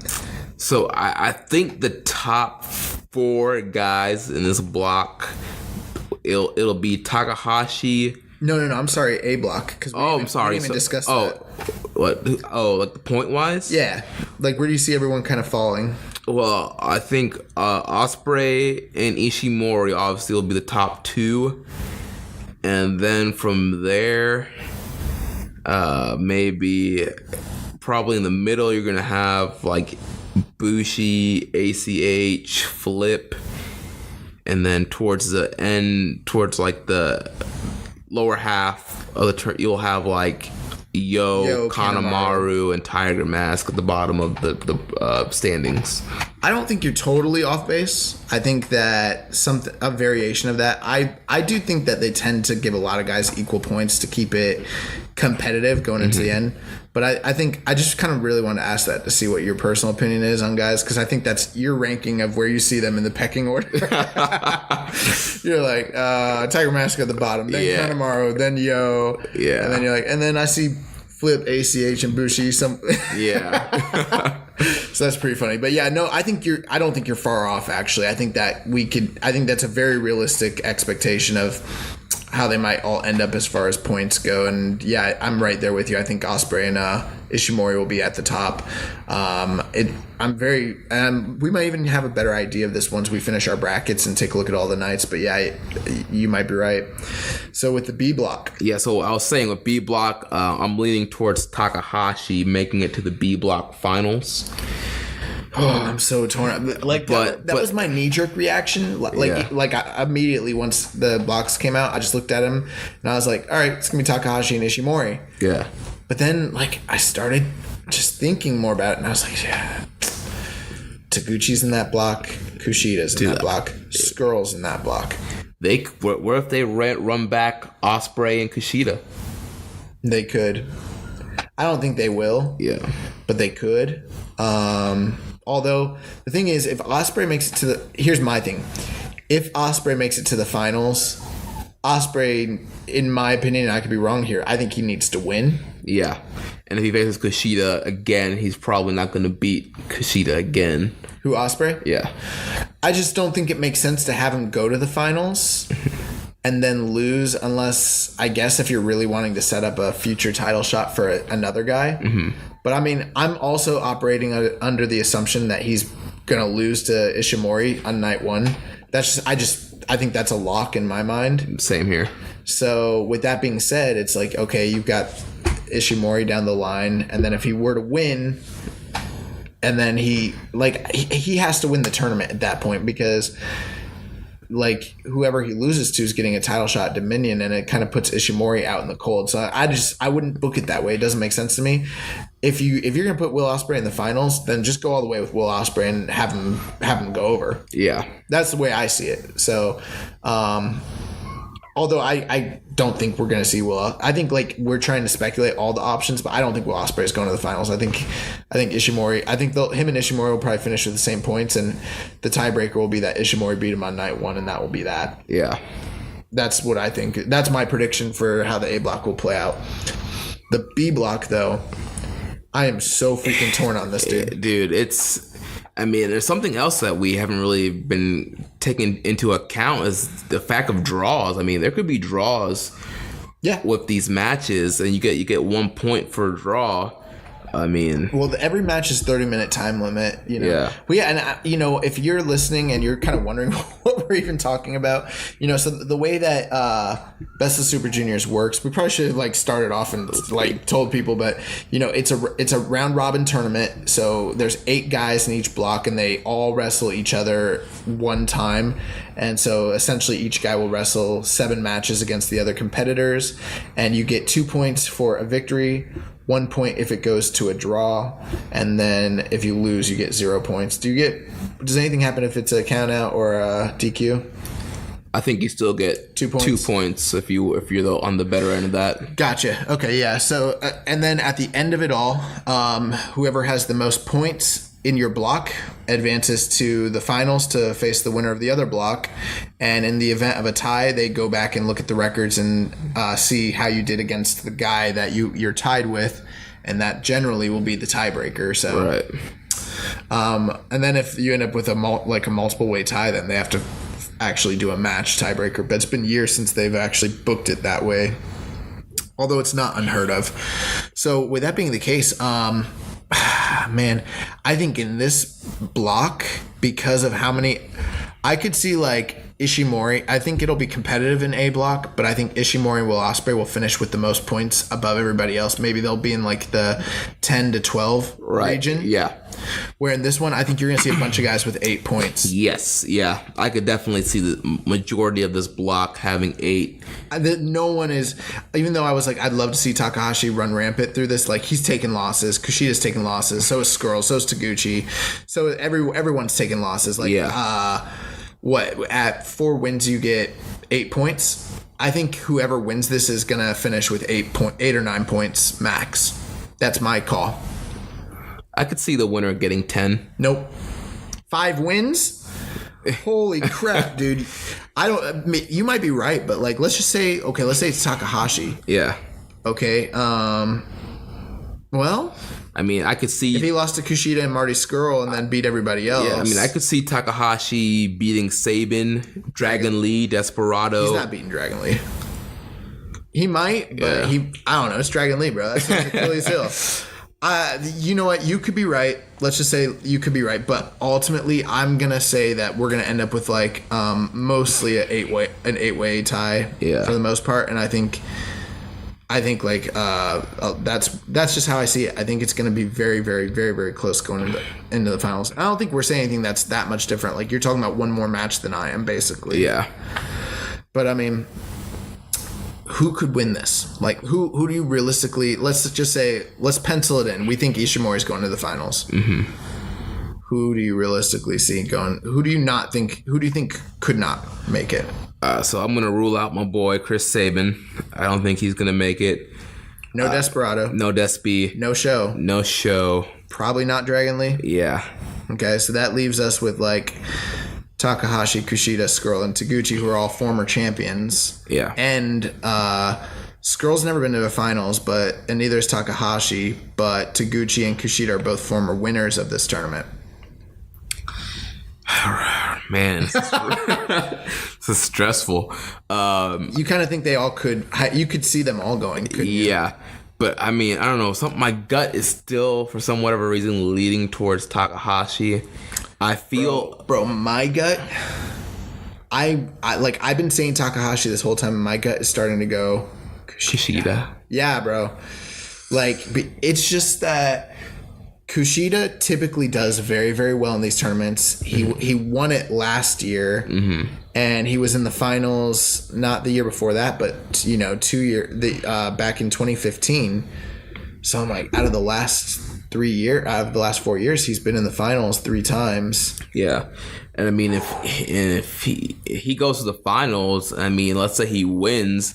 That sets up another Kushida Ospreay match, and that would be their 3rd match this year. I don't think he's gonna win. I don't think whoever wins B Block is winning. I'm firmly of the opinion that Ishimori is winning. Yeah, same here. I'm just throwing that scenario out there. I think the 2 most likely guys to win the whole entire tournament are Will Ospreay and Ishimori.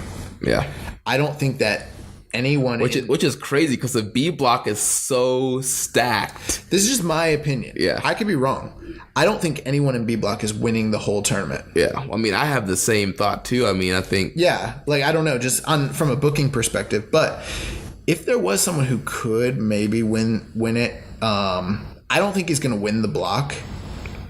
But Marty Scurll could win, because they've kind of teased the whole thing with him and Kushida again, or I'm sorry, him and Will Ospreay again. Mm-hmm. They kind of teased that back at Long Beach, and I mean, they could go that way, maybe, but I don't think Kushida's winning the tournament. I don't think Takahashi is, and I don't think Taguchi is. I just think those are guys who are likely to make it to the finals. Same thing with Skrull. And even then, even if he made it to the finals, I would say I'd only give him like a 15% chance of really realistically winning the whole thing. Bro, you know what? I think I'm gonna flip-flop here. I haven't finished my bracket yet, but I think I'm booking Ishimori and Kushida. Here's why. Vision. All right, lay it on us. Here's man. The vision. So, yes, it would be a great match to see Ishimori and Takahashi in the finals, and I think that would be awesome. But Ishimori essentially is going to be this like junior heel that I think is going to. I don't know if he's going to beat Will Ospreay for the title, but in order to really build him up as an incredible challenger and really credible. Would beating Takahashi do something for him? Absolutely it would, but Takahashi's kind of like this, this crazy like time bomb sort of character, and I feel like you don't want to damage that guy by having him take a loss in the final to Ishimori just to have Ishimori probably lose to Will Ospreay a month later. Mm-hmm. But with Kushida's the guy who like it has been the ace, and I think he's a better foil. I think he is the better foil for Ishimori. I think there's a match to be had between Ishimori and Kushida down the road. Yeah. Not now. This isn't where you do it. I think maybe, and I don't know, it's just coming to me like Kushida, because of his history as being like the junior ace and being like this, kind of like he's like their Tanahashi almost for that division. Having him like make it to the finals, everyone's going to believe it, and then have him lose to Ishimori. It's kind of like what you said with how Zack Sabre Jr. and Tanahashi made it to the finals. Like that was the perfect guy for Zack Sabre to beat to go in. I kind of think I think Kushida is the perfect guy for Ishimori to beat in the finals, and that match would be probably phenomenal as well. So, yep, I'm going. That's a strong case for Kushida. You made some great points there. I don't know. I'm going to be stressing out over my bracket until Friday. So. Well, tell us what your thoughts are with Kushida and him.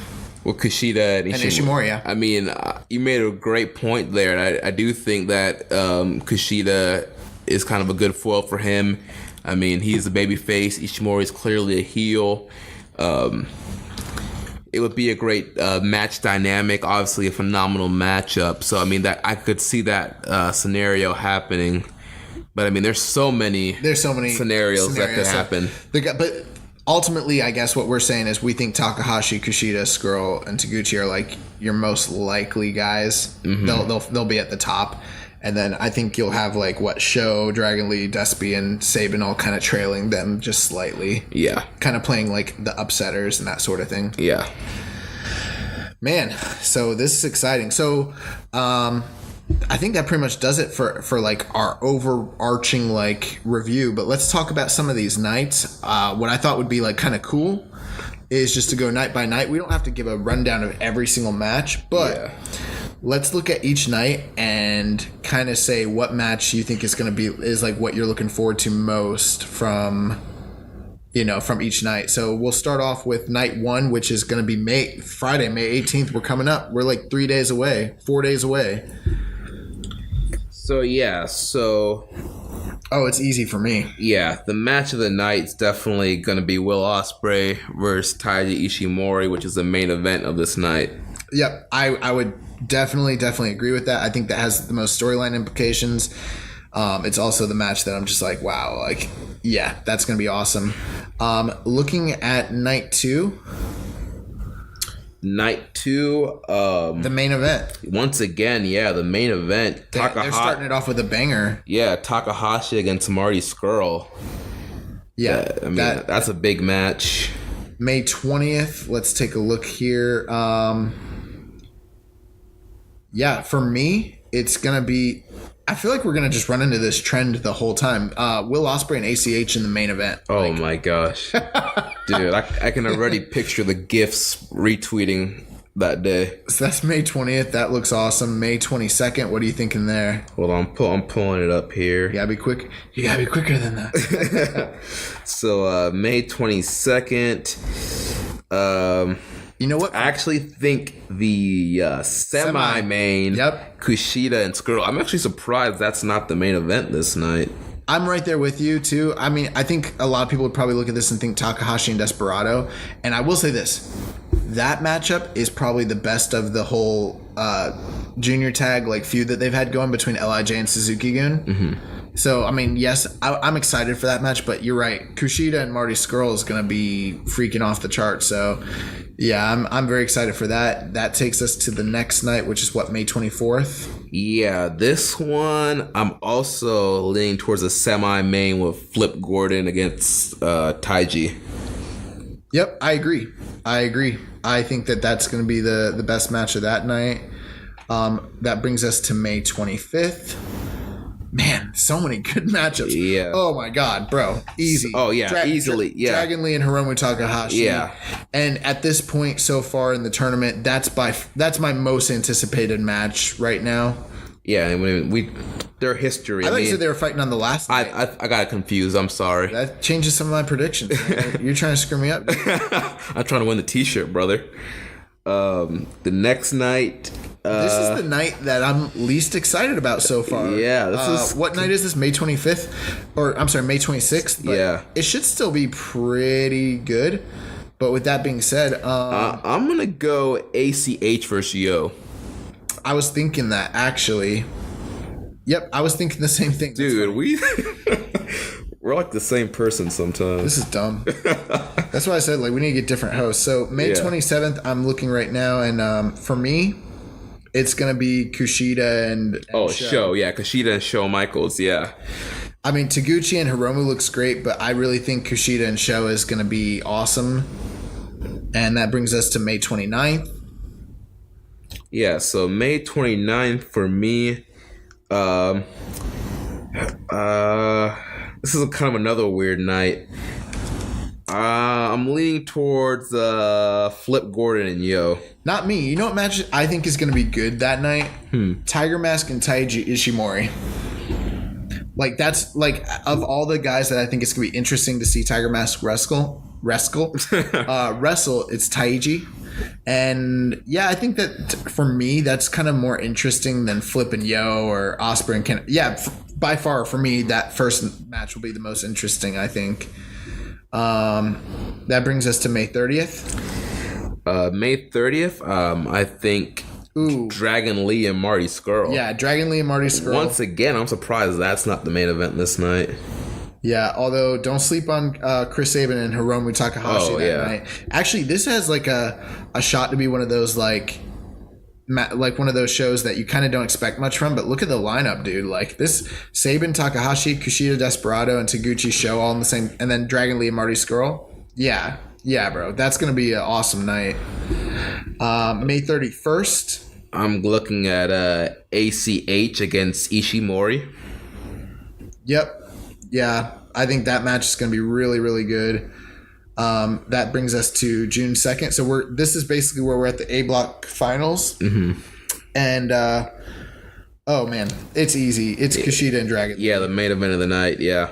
Yeah, Kushida and Dragon Lee. Also, that leads me to speculate that there's a good chance that if Kushida and Dragon Lee are in the main events, one of those two guys more than likely is going to be like towards the top, like, and it's going to play into whether or not they make it into the finals. I mean, it's kind of cheating, but you can look at the A Block finals and see where everyone's positioned on the card and get a pretty strong feeling and opinion about what's going to happen here. And I think I'm right, bro. I think Kushida's winning this thing. He's in the finals.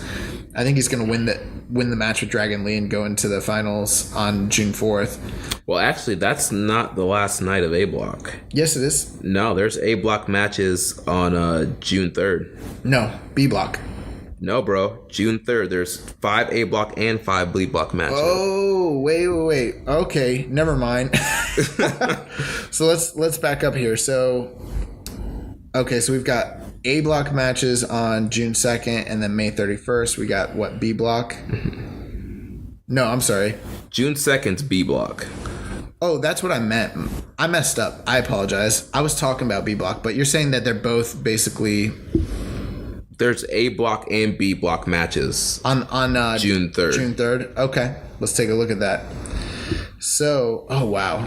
Okay, so this night is freaking stacked, so... Wow, June 3rd is a big night. Yeah, main event is Show and Scurll. Wow, this is a hard one to kind of call. I don't know. I think for the match of the night might be Kushida and Takahashi. Oh yeah. That's the one. That's the one that just right when you look off paper that kind of sticks. I don't know, bro. Flip Gordon and Will Ospreay's on the same night. Yeah. Whew. Man, June 3rd is stacked. And that June 3rd is the A Block and B Block finals. Okay. Sorry about that, listeners. Oh, I do make mistakes. Actually, bro, like sometimes when I listen back, it's really embarrassing how many mistakes I make on this show. I'm like, man, like I'll be calling people the wrong names. Like it's crazy. But yeah, I agree with you. I think on the last night, you really want to look out for Kushida and Takahashi. I also think Flip and Will Ospreay is going to be great that night. But again, you're talking about looking at the the card structure. It's very interesting that Scurll is in the main event in the final night.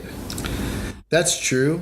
But also, it's like Kushida and Hiromu are going head to head on the last night. Mm-hmm. Those are two of the guys that we think are kind of like going to be point leaders. So maybe that's an indication of what's supposed to happen. With the A Block, you've got Ishimori against Yo, and then Ospreay against Flip. So I don't know, man. Maybe we're totally off on all this stuff. It's kind of crazy. But the last two nights are actually in Korakuen, which is kind of crazy because they don't usually do the finals of Best of the Super Juniors in Korakuen. Like in the past, it's always been, I forget the name of the city, but it's never been Korakuen. So yeah, that's different. That'll be interesting. But yeah, I mean, I don't know. Korakuen's obviously a great venue, although they've run it a lot this year. Yeah, they have. Like a lot. Like they need to. But hey, they're still drawing. Are they?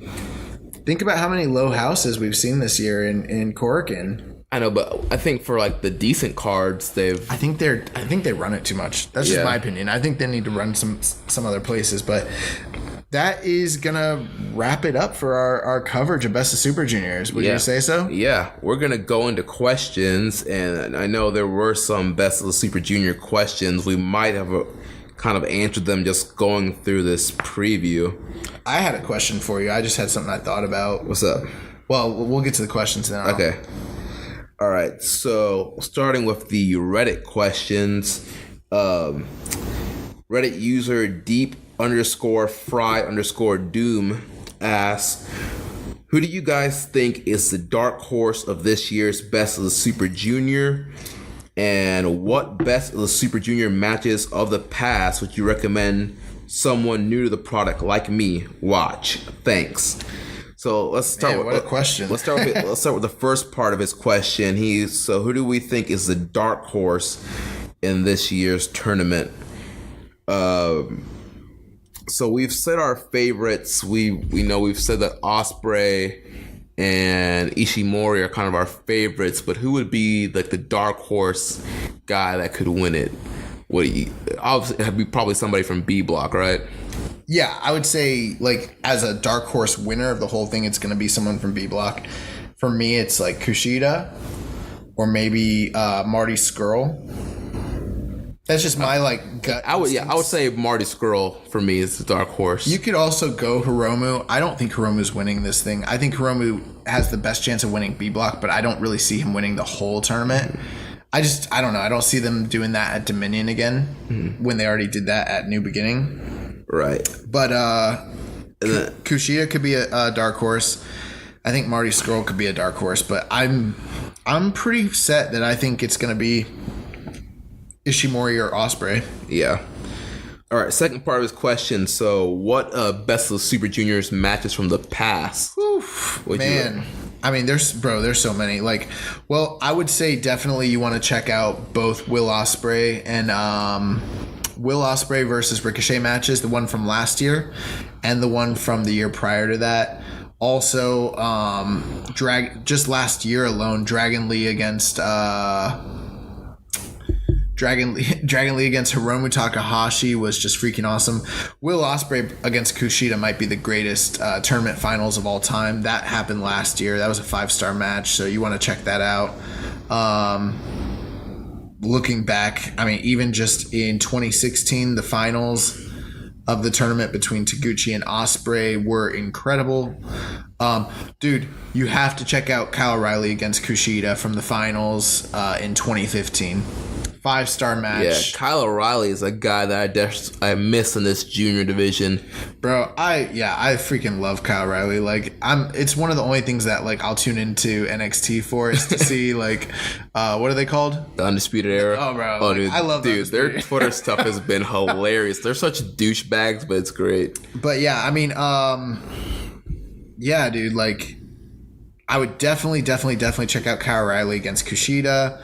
Also, the final, almost any of the finals are going to be great. Kushida against Ricochet in 2014 it'll blow your mind. It's just an awesome match.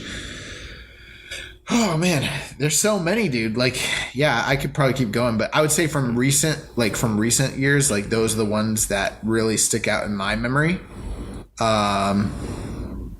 Any for you, Jeremy? I mean, like I said, I really haven't watched the majority of the tournament, but definitely the Ricochet, Will Ospreay matches are stuff I've seen. I would definitely recommend watching that stuff. I mean, just go back. Okay, I'll go back a little bit further. Jushin Thunder Liger against El Samurai from 1992. It's one of the greatest junior matches in history. Do yourself a favor. In fact, I think it might be the best. Either that or Benoit. And I know that it's not from the Best of the Super Juniors, but from the Super J Cup, Benoit against we just saw Great Sasuke. Oh, yeah. From 1994 from the Super J Cup. And in spirit, it's kind of related to this tournament. I would say check that out. But El Samurai against Jushin Thunder Liger from 1992 might even be better than that match. Yeah. I mean, if you have the time, just go back and watch all of the tournament finals. Yeah, Jushin Thunder Liger against Black Tiger in 1996. That final is just incredible. Dude, all the 90s freaking juniors, Koji Kanemoto, El Samurai, Shinjiro Otani, you got Liger, you got Eddie, you got Dr. Wagner, you got Chris Jericho, you got Benoit. Yeah, I mean, they had a stacked division back then. Yeah, so I mean, Yeah, the juniors are just freaking awesome. I'm actually in the middle of I'm in the middle of a reviewing project where I'm starting back from 1972 and kind of working my way up through a lot of the content that exists out there, so I can kind of get a feeling for what's going on out there. And I'm just about to get to the point where Fujinami comes on the scene. Yeah. And the junior like division gets sparked with the WWF title. So I'm looking forward to that. If we're throwing junior suggestions out there, I will say this. You can't go wrong with Fujinami against Dynamite Kid from 1980. Well, that's a match you showed me the other night. Did I show you? No, you showed me Dynamite in Tiger Mask. Yeah, the Dynamite Kid Tiger Mask series is just incredible. All their matches, but especially their work from 82 and 83, like, oh my God. And you know what? It's one of those things now. It's very fashionable for people to talk about how the work rate, like, it was all just flashy stuff, no psychology, but they're like the most revolutionary matches in history, and people are like, oh, 3 stars. I'm like, dude, that Dynamite Tiger Mask, I know it's not their best match, but dude, some of the stuff they're doing, man, that was like stuff you see nowadays. Bro, they were in the Garden in 1982, and Tiger Mask does a freaking moonsault. Like, who's doing moonsaults in 1982? Right. Oh my God. So yeah, I'm obviously a big junior mark. I freaking love this stuff. Like, I love the Naoki Sano versus Liger feud from 89 and 1990. Like, oh my God. Mwah. Like, just incredible stuff. So yeah. All right, next question. I could just go on a tangent all day. We could just like start a retro show, just start talking about 90s juniors. Like, let's do it. Next question from Reddit user, there was 5 of them. He says, What? Okay. He says, who do you think is going to dethrone Okada and when? Well, we've had this question before, and I think we've kind of tiptoed around it where we're like, well, we don't really know. For me, I think You've been saying Kenny. Yeah, I think it's going to be Kenny, and it's going to be at Dominion. And I've been saying that I kind of thought ultimately it would be, I'm sorry. Ibushi. No. Remember I said Ibushi was a guy I think they should go with? Yeah. But Naito has always been the guy that I thought was ultimately going to lift the belt. But now I'm like, yeah, they're probably going to do Kenny. Like, it's not the like sexiest answer or anything, but it's like all the cards are in place. Like, the stage is set. He already broke the record. For title defenses. So at this point, his next title defense could be his last, and I'd be very surprised if he beats Kenny Omega at Dominion 2 years in a row. Yeah. Remember last year, the whole reason we thought that Kenny Omega was going to win was because we thought he was going to carry the title into Long Beach? Yeah. Well, now they've got a way bigger venue, a way bigger rematch. It just makes the most sense. Like, I think Kenny's winning that. Yeah. Yeah. So, I mean, I don't think that there's much speculation. Now, I will say this. If Kenny Omega does not beat him, then they need to put the belt on Naito. And we'll talk about theories later, but there is a chance Kenny might not win. Interesting. All right. Next question from K9 the God. He says, been getting into your podcast a lot recently. Thanks, man. Yeah, thanks for listening. He says, but with Bucks recently being called up to heavyweight action, which other juniors do you possibly see being brought up to the heavyweight division?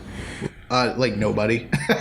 They never do it, but... Right. I mean, there's a couple guys that have been kind of bounced around. Obviously, Kushida has been a name that's been bounced around, and I could see him... I think they've done everything they can do with Kushida, and it is time to try something different and bring him up to there. And he's that good. Yeah, and I agree. I think he needs to be that. But at the same time, it's like, dude, how many years did people talk about like the Young Bucks wrestling, heavyweight tag? And I don't even think people were like they need to go to heavyweight. It was more just like combine them, just let them wrestle. Yeah. But like, how long did it take? Like years and years and years and years and years. Like they don't do it very often. Right. I mean, Takahashi's another guy that's talked about going heavyweight, and I could see Takahashi going heavyweight also. I would love Hiromu to be a heavyweight. I would love it. Yeah. So those are to me those are the two main guys. Outside of those two, I can't see anybody. I mean, you did mention Sho putting on some size. Not yet, though. Not anytime soon. No. But I mean, no, I think it's way down the ways for him. Like, but I don't like. He's got the frame for it. I think that's my whole thing. I think he does. All right. So these next questions are going to be mainly for you because they went old school. So this is from Reddit user Jushin. Bro, you know who Jushin is? That's from the Super J Cast. That's Damon McDonald. Oh, it is? Yeah. Oh, wow. Okay. What's up, Damon? David McDonald throwing in a question for us. Okay. Well, this is going to be for you because we've mentioned before, I'm not the historian on this team. So his first question, he says, what was more impactful to the future success or lack of success for New Japan? Riki Chosu jumping ship to go to All Japan or Akira Maeda shoot kick on Choshu? Oh, man, I love this. So do you know the backstory on this? No. Okay, so... Well, I think you've talked to me about the Choshu stuff. Yeah, here, let me see this. I just want to turn this over. So what was more impactful to the future of the success or lack of success for New Japan? Or Kira Maeda shoot kicking Choshu. Wow. Okay, so, Choshu essentially ended up leaving, I want to say in 80... If it wasn't 84, it was like 85, and he ended up he had his own group. I forget the name of his group, but basically it was like the Choshu Army, and they had run like an invasion angle essentially at one point, and then they left and they went to All Japan, and at the same time they started their own like organization. Did I show you that match where it was him and or maybe it was Rich. One of you guys. I think you showed it to me and Rich. I showed you guys the match where it was him versus oh my god, I forget names when I'm on the spot while we're on the air. Not Jumbo, but oh my god, I don't know. But freaking yeah, so they jumped over to All Japan for a few years, which bro, like Riki Choshu was just such a huge star. Like he was like Stone Cold Steve Austin in New Japan. Like it was incredible. And then when he went to All Japan, it blew business up for All Japan. And like it was actually like pretty detrimental to New Japan for a few years. And then eventually he ended up coming back. Whereas when he came back later on, Akira Maeda ended up shoot kicking Choshu in the face and breaking his orbital bone during a 6-man tag, which led to, I believe, the second formation of UWFI. Or newborn UWF. I could be wrong on that. They might, but I think it was the second time that it might have been the first or it might have been the second. But in either case, it sparked, a bunch of the guys leaving and forming the UWF. So, man, what was more impactful for the future success of New Japan?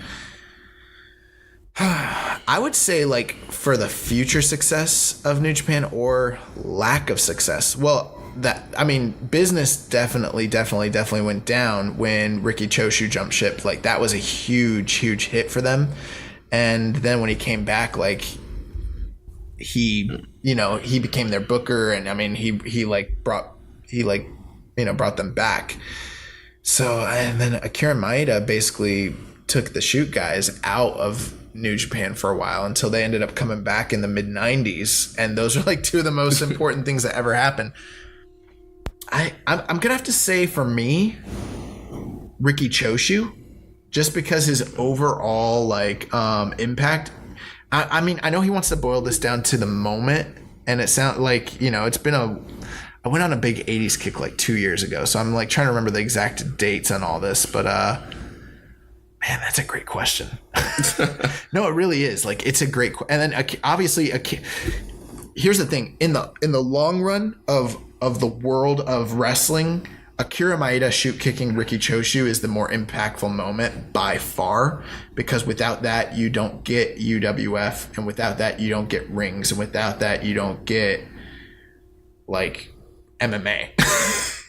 And you don't get like everything else that happened afterwards and how it all affected wrestling in Japan and UFC and wrestling, like, you know what I mean? Like the whole industry, like that is such that is a moment in time that like it's the butterfly effect. But in terms of New Japan directly, I think that you have to go with Riki Choshu. Like, I answered the question. It's Riki Choshu. Riki Choshu jumping to All Japan plus everything else that Riki Choshu brought to the table, and then coming back, like, yeah, that was the more impactful moment in the long term like story of things. So great question. Oh my God. All right. So his next question, he says, take one guy from the 80s and one guy from the 90s. Who fits like a glove with the current New Japan product? Oh my God. That's a question. Yeah. Who fits like a glove right now from the... Well, I mean, I think if you look back to the 90s, I mean, I think a lot of the junior guys...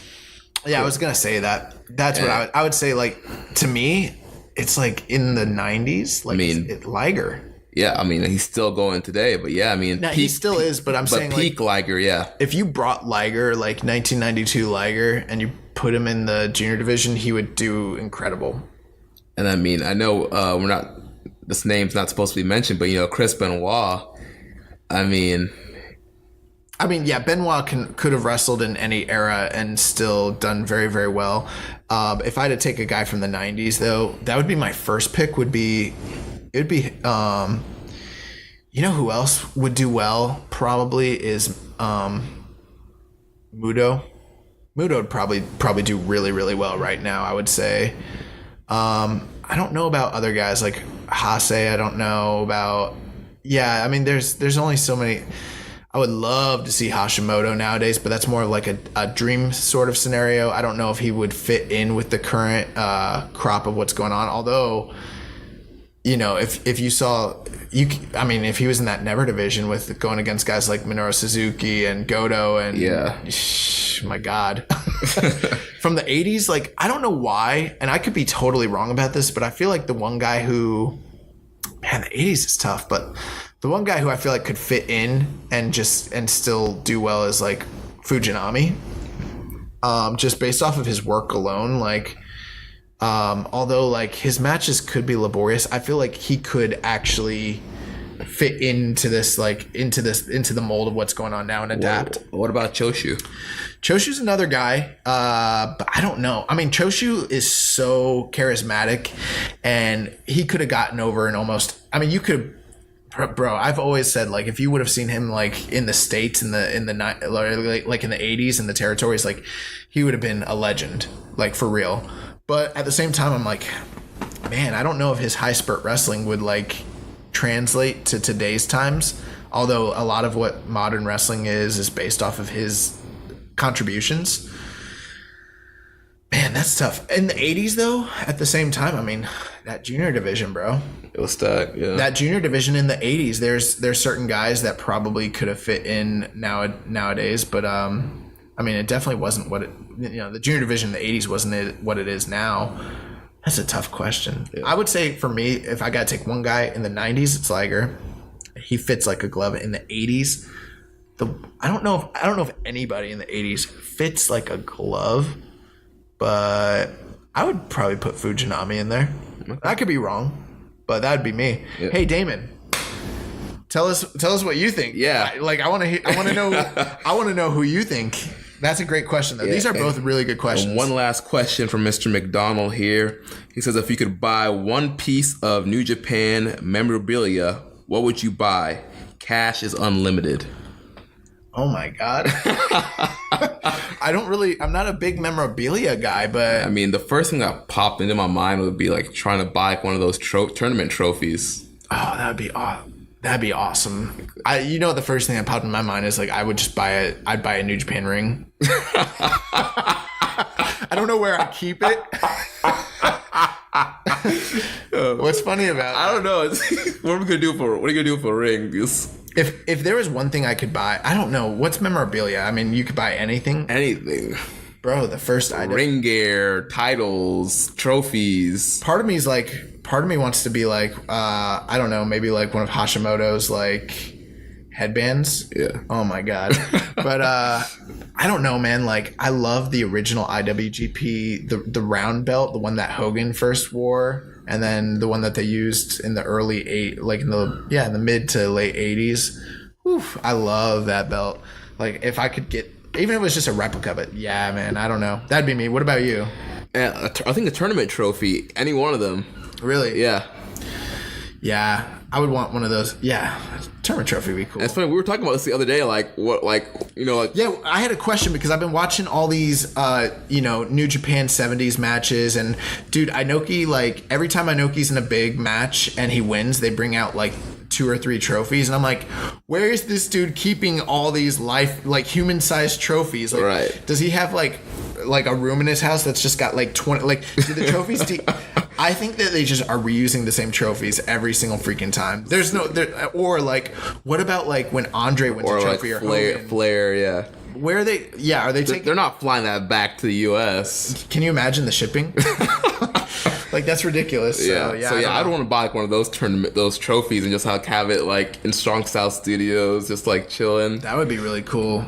Maybe like some, I don't know. Yeah, that's a great question. Man, really, really good question. Yeah, thanks, Damon. Ugh. All right. Tough ones, too. Those are like some of the toughest questions we had. Yeah. So last Reddit question from Mr. ACP.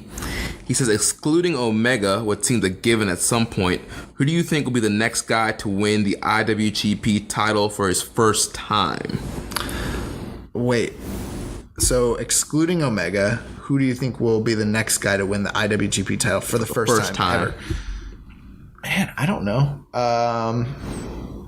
I literally don't know. Maybe Ibushi. Yeah, I mean, that's the only guy I could think about really right now. Like, who's in the title picture that has not won? I'll throw a name out there. Someone I think is going to maybe carry the title in the future that's never carried it. Zack Sabre Jr. Oh, that's a potential guy, yeah. That's a great answer. Yeah. Hey, there you go. Mark it down. Zack Sabre Jr. Show's over, folks. Just tap out. Yeah, probably Zach at some point, I bet. With the kind of push they've given him, I think he could carry the belt, and I think half the fan base would just freaking blow their load, and half the fan base would want to shoot blow their brains out. All right. Next, his second question. He says, which upcoming match in Best of Super Juniors are you most looking forward to? So we kind of went over that, but out of Dragon Lee and Hiromu Takahashi. Yeah, I think that's the top match. Anytime that there's junior matches and it's Dragon Lee and Hiromu Takahashi, that's going to be my answer. Period. Period. That's it. And then last question. What about for you? I mean the Takahashi Dragon Lee match is definitely one of them. That's from the B block. From A block, probably Ospreay and Ishimori. Yeah, I agree. His last question, he says, why do you think the CEO New Japan show in Daytona is flying under the radar? I've really not heard much promotion for the event at all, especially from New Japan. Being on the southeast coast myself, I'm stoked to have a chance to finally see some New Japan live. It's just strange that there doesn't seem to be more hype around it. I think I first heard about the event on your podcast. So listen, Mr. ACP, we will be at the Long Beach show. Not Long Beach, just Daytona. This is the kind of crap I'm talking about where I say the wrong stuff. Like, my God. Man, we need a producer. We need one back. But Mr. ACP, we're gonna be at that show. So drop us a link. Yeah, we want to meet you. We'll go out. We'll go out and paint Daytona red. But I mean, it's not a canon show. Yeah, we've talked about this New Japan CEO show for several weeks on Keeping It Strong Style, and we've also mentioned how it's kind of like nobody's talking about it. Like Meltzer has barely mentioned it. A lot of sites are not really talking about it. Well, it's not canon, right? So that's why. Like, it's not going to be aired anywhere. You're not going to see it on New Japan World. None of the matches that are going to happen are going to play into any storylines. There probably won't even be a title match, and if there is, it's not gonna. There won't be a title change. So that's why it's a produce show, kind of like the Takataichi Mania earlier in the year.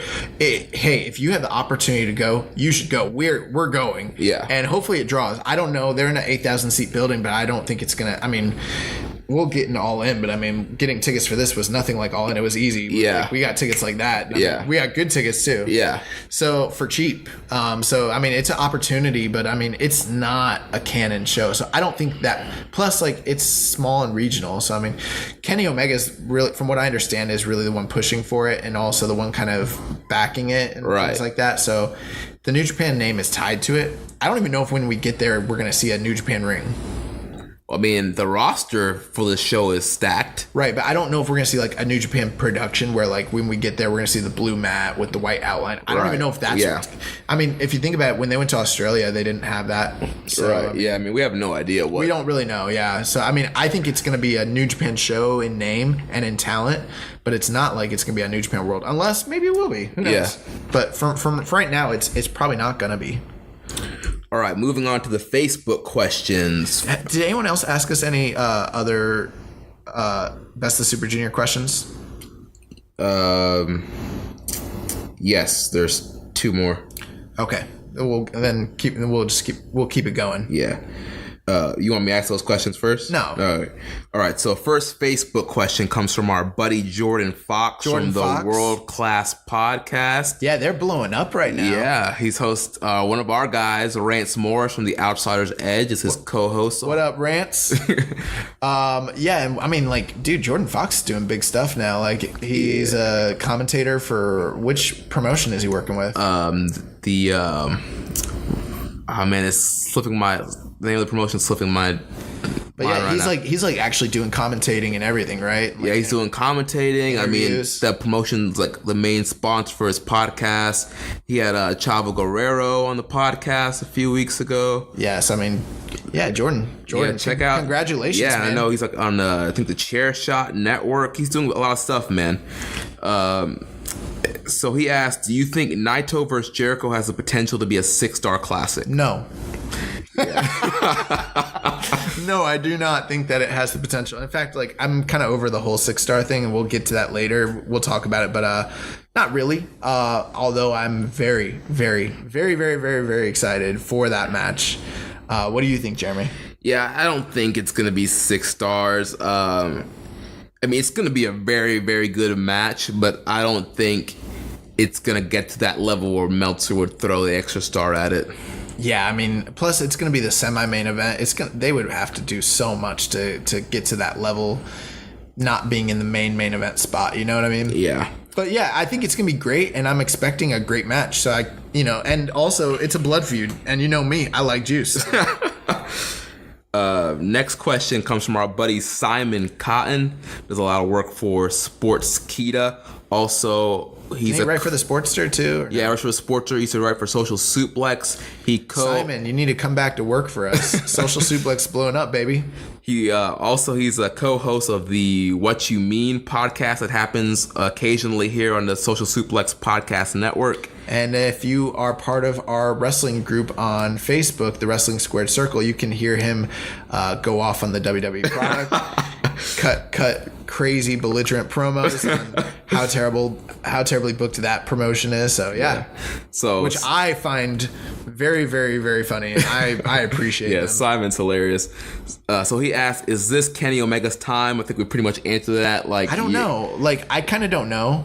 Do you want to give your speculations on it? So I don't know. Personally, for me, like, I think this is a time to put the belt on Kenny.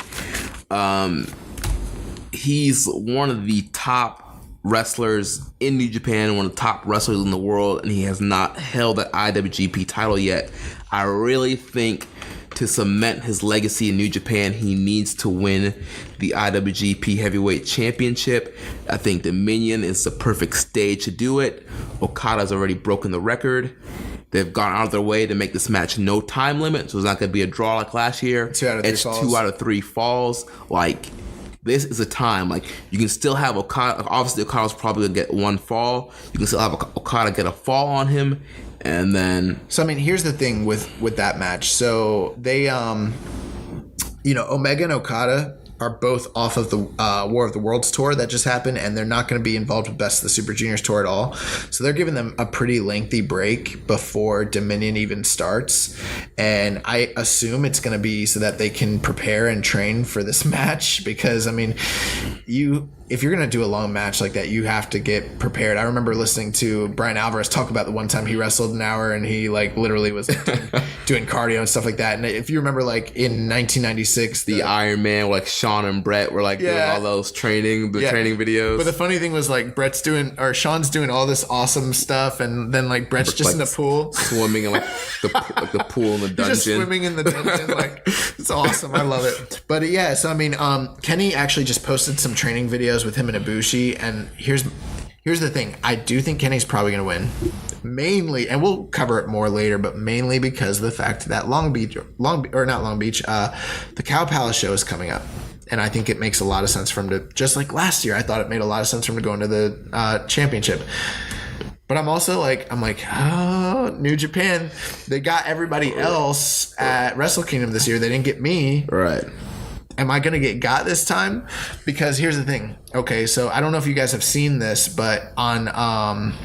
I think it was Chris Charlton actually posted this on Twitter, where in the Japanese media, he said that he's going to have Kota Ibushi follow or be his ring second during the main event at Dominion. Yeah. And he's like, not because I need interference or anything like that, but just for the support to know he's there and everything like that. And that can be playing big into the match. We could see a Kota Ibushi heel turn. And Cody could cost Kenny the match, just like Kenny has cost Cody the match in the past. Kota in the past. That's the only thing about it. The fact of when at Invasion Attack 2015, when Kenny Omega cost Kota Ibushi his title match against AJ Styles, and we've never got the payoff from that. And it's just like, man, I don't know, bro. Like the idea of Kota Ibushi being out there and Kenny like finally getting his big title win and then like getting it blown up, that like I'm like, is that gonna happen? Is that what they're gonna book?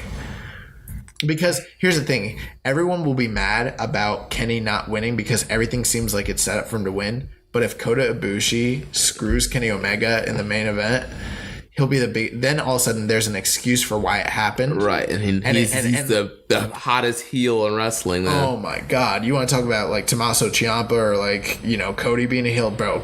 Kota Ibushi will be the biggest heel like in New Japan. It would be crazy. So I'm very like, I'm still a little hesitant to go. I'm not going all in on like this is Kenny's time, but my prediction is that Kenny's going to win the belt and take it into San Francisco. But man, that idea that Kota Ibushi is gonna second him and come out with him, I'm like, oof, I don't know. I mean, they could always do the heel turn afterwards. They could do it later, yeah, if they're even gonna. I don't even know if they're gonna do it after the match. Like Kenny wins, Kota comes in, raises his hand, boom, Kamagoye.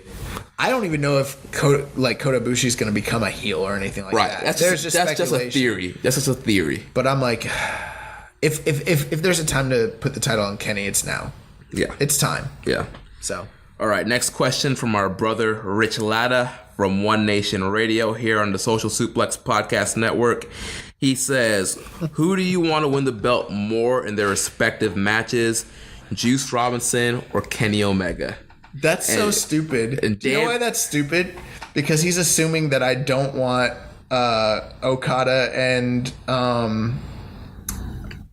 Jay White to retain their titles. He's literally assuming that we're all in on Juice and Kenny. I am. I know you are. But I'm like, I kind of really like Okada. But for me, like, who do I want to win a title more? I guess that's probably what he's saying. Right. I'm just messing with Rich, but who would we rather like? We've been waiting for a long time for them to get these belts, and we're wondering, which for me it's got to be Kenny still. For me, I also Kenny just for the fact like we don't know how much longer he's going to be in New Japan. Mm-hmm. The lore of WWE is always there. I mean, there's several other promotions around the world he could work for. You just never know what he's going to do. So I would like to see him get the IWGP title before he leaves New Japan. If he leaves New Japan, whether he leaves or not, I still think him winning the IWGP title should happen. Yeah. And there's still plenty of time for Juice Robinson to get a title. Yeah. I mean, I think hopefully they both win the titles. Yes. We see a lot of title changes at Dominion. It's that time of the year, so we'll see. All right, next up from our buddy Kyle Morris. Kyle Morris, he's all in. Kyle Morris is all in, ladies and gentlemen. We'll be seeing him in Chicago. So he asked us, who will Rey Mysterio face at the Cow Palace? I'm gonna say I think it's gonna be Will Ospreay. That's definitely a choice. No, that's my choice. Yeah, that's who. I mean, like overall, I'm saying that's definitely an option. No, not an option. That's what's happening. that's it's happening, ladies and gentlemen. Yeah, you heard it here first. No, I don't know. I mean, because there's always potential of Ospreay wins. They do it at Dominion. I mean, it's either gonna. Who do you think he's gonna face? I mean, it's either gonna be Ospreay or I mean, it could be Marty Scurll. It could be either guy, but yeah. What's your gut telling you? Look into your heart, Jeremy. Man, why is it so hard for you? I don't know, man. It's a lot of hard. It's so obvious he's gonna wrestle Ospreay. You don't see it? He's gonna. What if he wrestles Ospreay at Dominion? He's not wrestling Ospreay at Dominion. Ospreay's gonna be fighting Ishimori at Dominion. All right, I'm gonna go Ospreay for now. I swayed you. And then his swayed, bro. His next question: what are your expectations for Flip Gordon in his first Best of the Super Juniors? And we kind of talked about this already, but I think that this is going to be like the tournament that turns people around on Flip. Hopefully, that's my expectation. Yeah, there's so many people who are up in the air, have like different opinions, and ultimately, you know, there's still people that don't like Ricochet, as crazy as that sounds, and there's still people that don't like Will Ospreay, which is just crazy to me. But you know, this tournament is a make or break sort of deal for a lot of that type of style wrestler. And I think that they've got Flip in the right bracket for him to shine. Yeah. I think it would be tougher for him in the B block. Even though he'd probably have great matches, it'd be tougher for him to get big wins. And I mean, he's in a great block for his first time. And yeah, I'm expecting him to do well. I think we'll see him around 6 or 8 points. And I think he'll be awesome. The only thing is, you know, I don't know how many people will actually see it. Because I don't, you know, some people sleep on Best of the Super Juniors. Right. But don't be surprised if his videos go viral and he's one of those things where you're scrolling on, you know. He's definitely going to have some gift-worthy moments. Yeah, he's going to have some gifts, man. So I'm excited.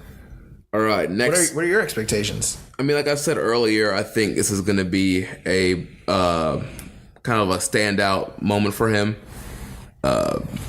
I'm expecting him to do very well in this tournament. Like I mentioned earlier, when he has big matches, he kind of goes all out and puts his body at risk, and I think this is going to be no different here.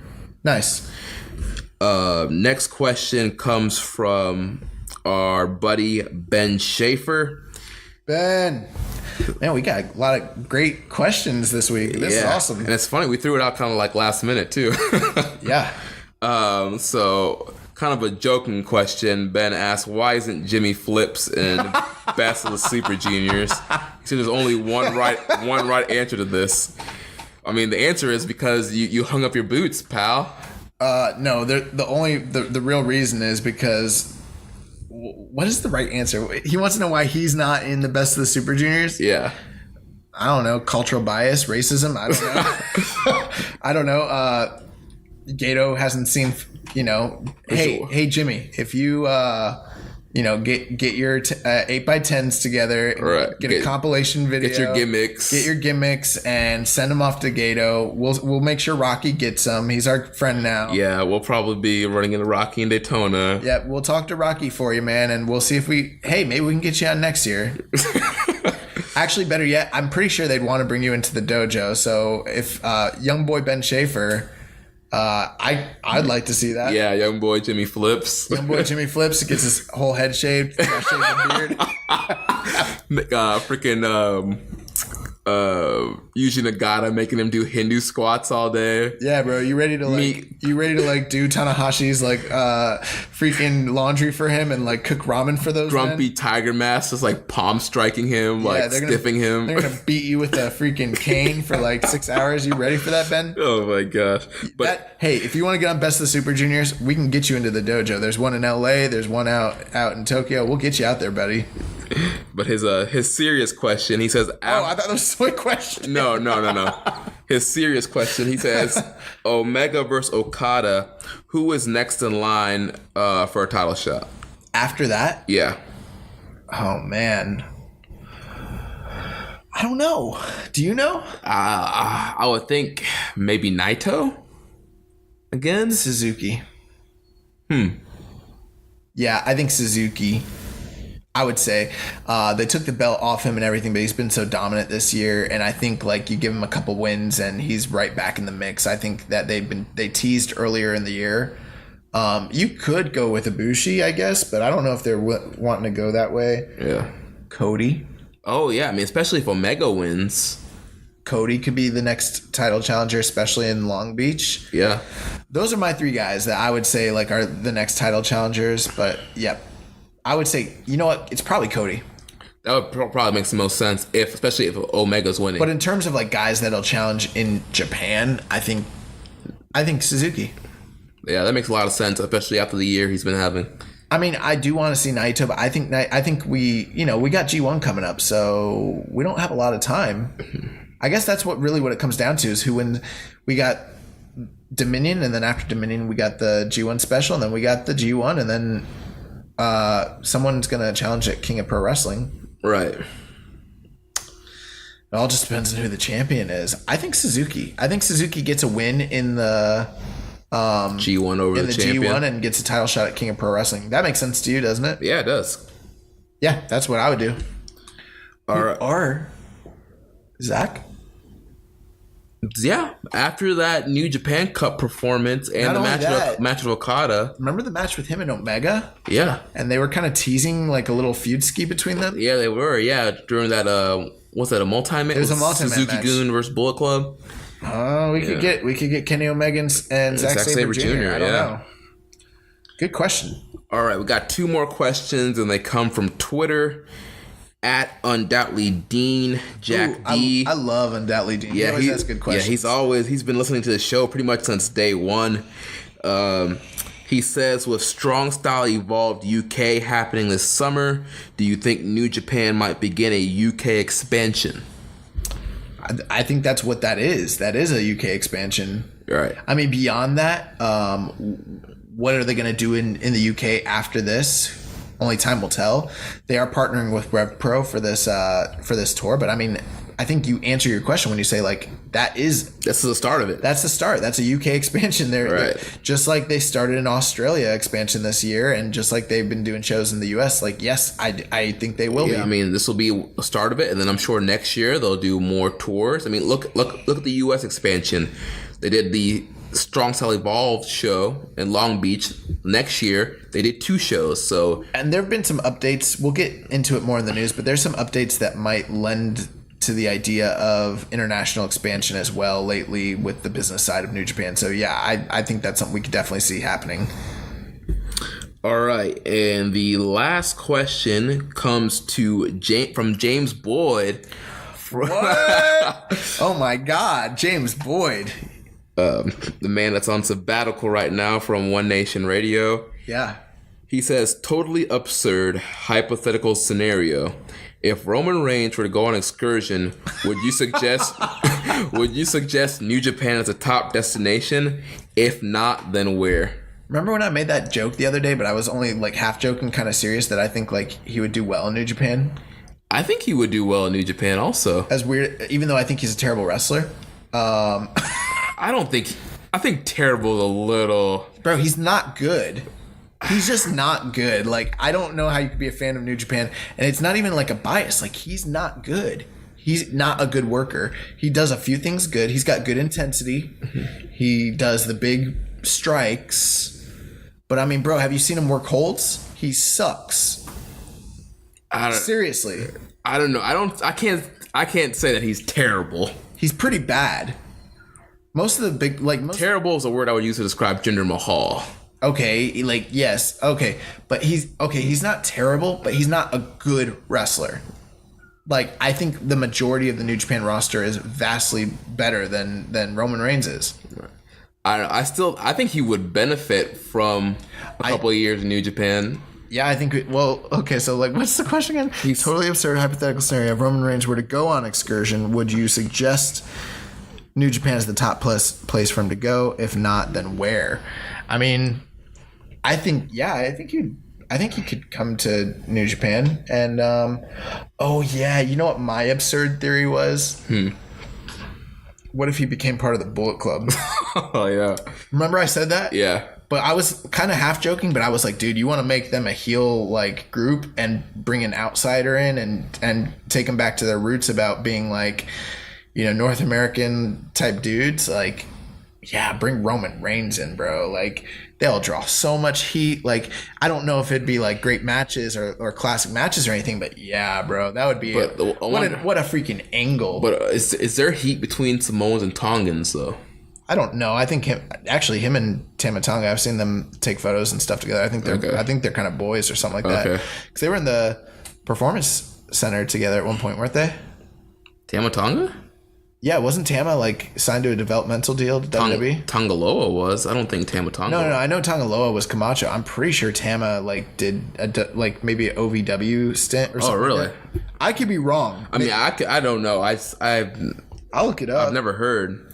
But yeah, I mean, where would you? I mean, if you were gonna send, I don't know. I'm not even watching WWE, so I don't really know. But I mean, if you were gonna bring him, where would you send him if he was gonna? If you had to like, because I guess the whole point is because he's floundering over there. Where would you send the dude? Right. I mean, I think New Japan would be a top destination to send him. He would learn a whole completely different style and just a different perspective of wrestling. If not New Japan, then I would probably maybe send him to the UK somewhere, Progress somewhere, ICW. Give him that British style. I don't know. I mean, I could care less about where he goes, but I think I feel like Gato could do so much more with him than they've done with him over in WWE, and I think they would turn him heel. And I think I think they would do big business with him because he is a star, but I just don't think he's a good wrestler. So that's my whole thing. All right. Yeah, I don't think he ever went to WWE. He did some tryouts and he never made it. So, yeah, Tama Tonga was not in WWE. I have a question for you. All right. One junior.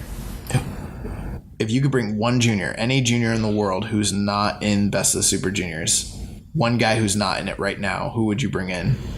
Let's just say Chris Sabin didn't get signed for the tournament. Oh, that's a good question. I know who I got, but I already thought about it, so that I've got to. Yeah. Trying to think, juniors. Anybody from any promotion anywhere in the world. Grand Metalik. That's who you'd bring in? Yeah. Nice. Yeah. Well, Mascara Dorado's been in the Best Super Juniors before. Yeah. So, yeah, and he's done well. You know who I'd bring in? Who? Pete Dunne. Oh, nice. Yeah, so I thought about it. I was like, man, if I could bring Pete Dunne into this tournament, and have him and Takahashi run it, like, oh my God, yeah. So that's my dude. That's who I'd bring in. All right, so let's get into the news. All right, so I think the big news story is All In. Yeah. This is like taking over the Twitter feed, taking over all the different like news sites. So I think we got to talk about it. So, Jeremy, you want to break the news? Yeah. So Keeping It Strong style is all in. Yeah, baby. Oh man, it was stressful. You guys have no idea. I didn't. For a second, I didn't think we were going to get tickets. Oh yeah, I didn't think we were going. I did not think we were going to this at all. So like, when we started talking about like doing this, it was like an off the cuff, like, yeah, we're going to All In. Like, yeah, it would be cool. Like, we got the expendable income. It's whatever. We'll do it. But then like, I did not expect for it to sell out. And if you guys are living under a rock or you haven't heard, All In sold out in less than 30 minutes. So, I mean, this is just straight insane. Yeah, like we got on just on the right time, and like we had my laptop, we had both of our phones, iPad, like. Bro, if it wasn't for you logging in with your laptop, we wouldn't have got tickets because I tried to log in and it put me in this virtual waiting room. And then later today, like obviously I never got through. I opened up my iPad and I was still in that freaking virtual waiting room. The thing was still spinning. I was like, are you kidding me? Yeah. Like I didn't even get a response. Yeah. So the first time that we tried to buy tickets, we pretty much had them like set. And then, well, no. We didn't have them. Like, we wanted to get the $76 tickets. Yeah. We tried to buy them, and then it came through and it said, like, we cannot, like, meet your request. We don't have these tickets available. And we were like, wait, what? Yeah. We're like, they don't have the mid-tier like tickets available anymore. So then we were like, all right, let's just try best available. We'll just try best available. And it only been a few minutes. And then we got tickets in section 106, $55 each. And we're like, this is the best available. So you're telling me ringside and all the all the upper and mid-tier tickets sold out. They were gone, dude. And it only been a few minutes. Yeah, that's crazy. So, a lot of All In news. So they had a press conference yesterday talking about the tickets going on sale. There was tons of different news that broke out. So a couple different things here. So Matt Cross, earlier in the week, last week, they announced that Matt Cross, who is also known on Lucha Underground as Son of Havoc, he is All In. Also, M-Dog 20, I believe he used to wrestle at sometimes. Oh, yeah, I don't know. Yeah. Matt Cross was on, what's it called? Tough Enough? Yeah, he was on Tough Enough, though. Matt Cross is great. So. Yeah. And then during the press conference yesterday, the big announcement, Rey Mysterio is All In. Yes, the Master of the 619 will be in Chicago. Also, I don't know if this is real or not, but someone on Reddit posted a picture of Fat Massa. Yeah, Fat Massa of being the Elite fame, and that he is also All In. Yeah. I haven't been able to verify if that's real or not. I think it's on the actual All In Twitter account. They tweeted out a picture of Fat Massa. I was on their Twitter account today, and I couldn't find it. Maybe Or it might be on the Starcast. Okay. I think he's going to be a part of the podcast convention gimmick. So apparently Fat Massa's All In, Matt Cross is All In, Rey Mysterio's All In, Keeping It Strong Style is all in. But yeah, these tickets, dude, they sold out in less than 30 minutes. Fans all over the internet were freaking out because they were so many people. I saw so many stories of people trying to get tickets and they just were not able to. Mm-hmm. We barely got ours. Good friend of the show, Kyle Morris, who submitted a question earlier. I was talking to him and he's like, dude, I didn't get tickets. I'm like, just keep trying. Yeah. He was in the waiting room for about 30 minutes. And he finally got through. He got a section 107 ticket at the last minute. And thank God. Yeah. I don't even know how he pulled that one off. So there's so much stuff that's been going on with this. So the Chicago Tribune did an article about All In. It's on their actual in their newspaper and on their website said the All In event, 7 things you need to know. Yeah, I saw that. Did you see earlier this week that Vince Russo and Cody were getting into it about it? Yeah. Cody was like, stay away from our show. Yeah, he's like, we don't reward bad behavior. Yeah, stay away from our event. Yeah. So Vince Russo is not All In. And Flip Gordon is still not booked. Well, remember, he has the last chance match. He does. In June. So he's got a match coming up. Did you see that it's going to be against MJF? Yes. MJF is awesome, by the way. Yeah, he's real good. We've seen him WrestleMania weekend. He's been wrestling in different promotions. Yeah, he's one of the top guys in MLW right now. So it's going to be him and Madison Rayne against Flip and partner of Flip's choosing. If I was Flip, I'd get Braun Strowman or someone like that. I'd bring in a mercenary. They didn't say it had to be a woman. I'd bring in someone to freaking Keith Lee. Yeah, I'd bring in Walter or something. Just picture Walter chopping Madison. You want to be on this thing, you need to pony up and bring in a killer, bro. Yeah. Just do it. But yeah, so if Flip beats them, that's on June 8th at the WrestlePro event, then he'll be All In. But so far, he's still not booked. Another really big piece of news that people are overlooking. Well, not now, but it was big news, and then now it's kind of getting overlooked. But CM Punk is going to be doing a meet and greet August 31st at Pro Wrestling Tees in the middle of the day. What do you think about that, bro? Very interesting. Obviously, Mr. Punk lives in Chicago. Yep. And so obviously it's probably going to be a quick drive for him there. But it's very interesting that he's been pretty much absent from the pro wrestling world altogether since he's left WWE. Yeah, so he has a fight coming up, and also he's going to court with WWE. Yeah, the whole month. Dr. Amen case. So he's got a fight coming up, he's got this lawsuit coming up, and then in September he's doing a meet and greet at the end of August, beginning of September.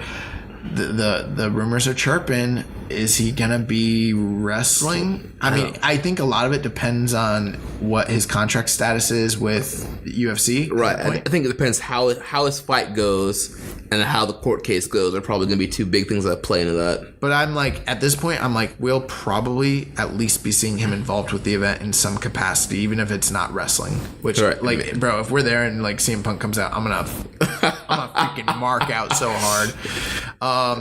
The crazy thing, so these tickets, when they sold out, I was looking online, and the early estimations based on the prices of the tickets and everything, they're estimating that this thing's going to be a $500,000 gate right off the gate. Like, freaking crazy. And then, did you see the controversy with Dave Meltzer and his claim about the scalpers? Yeah, so I know, you got these WWE fanboys, these guys that drink the Vince McMahon Kool-Aid, that for whatever reason they're all upset about All In, and they're coming up with all these excuses. Oh, the scalpers. Dude, so many people said this thing wasn't going to sell out. Right, and they're like, oh, well, so many scalpers bought the tickets, blah, blah, blah, blah. But, Meltzer, like, posted a comparison and was like, there's like 4,000 or so tickets on the secondary market for SummerSlam out of like over 13,000 tickets.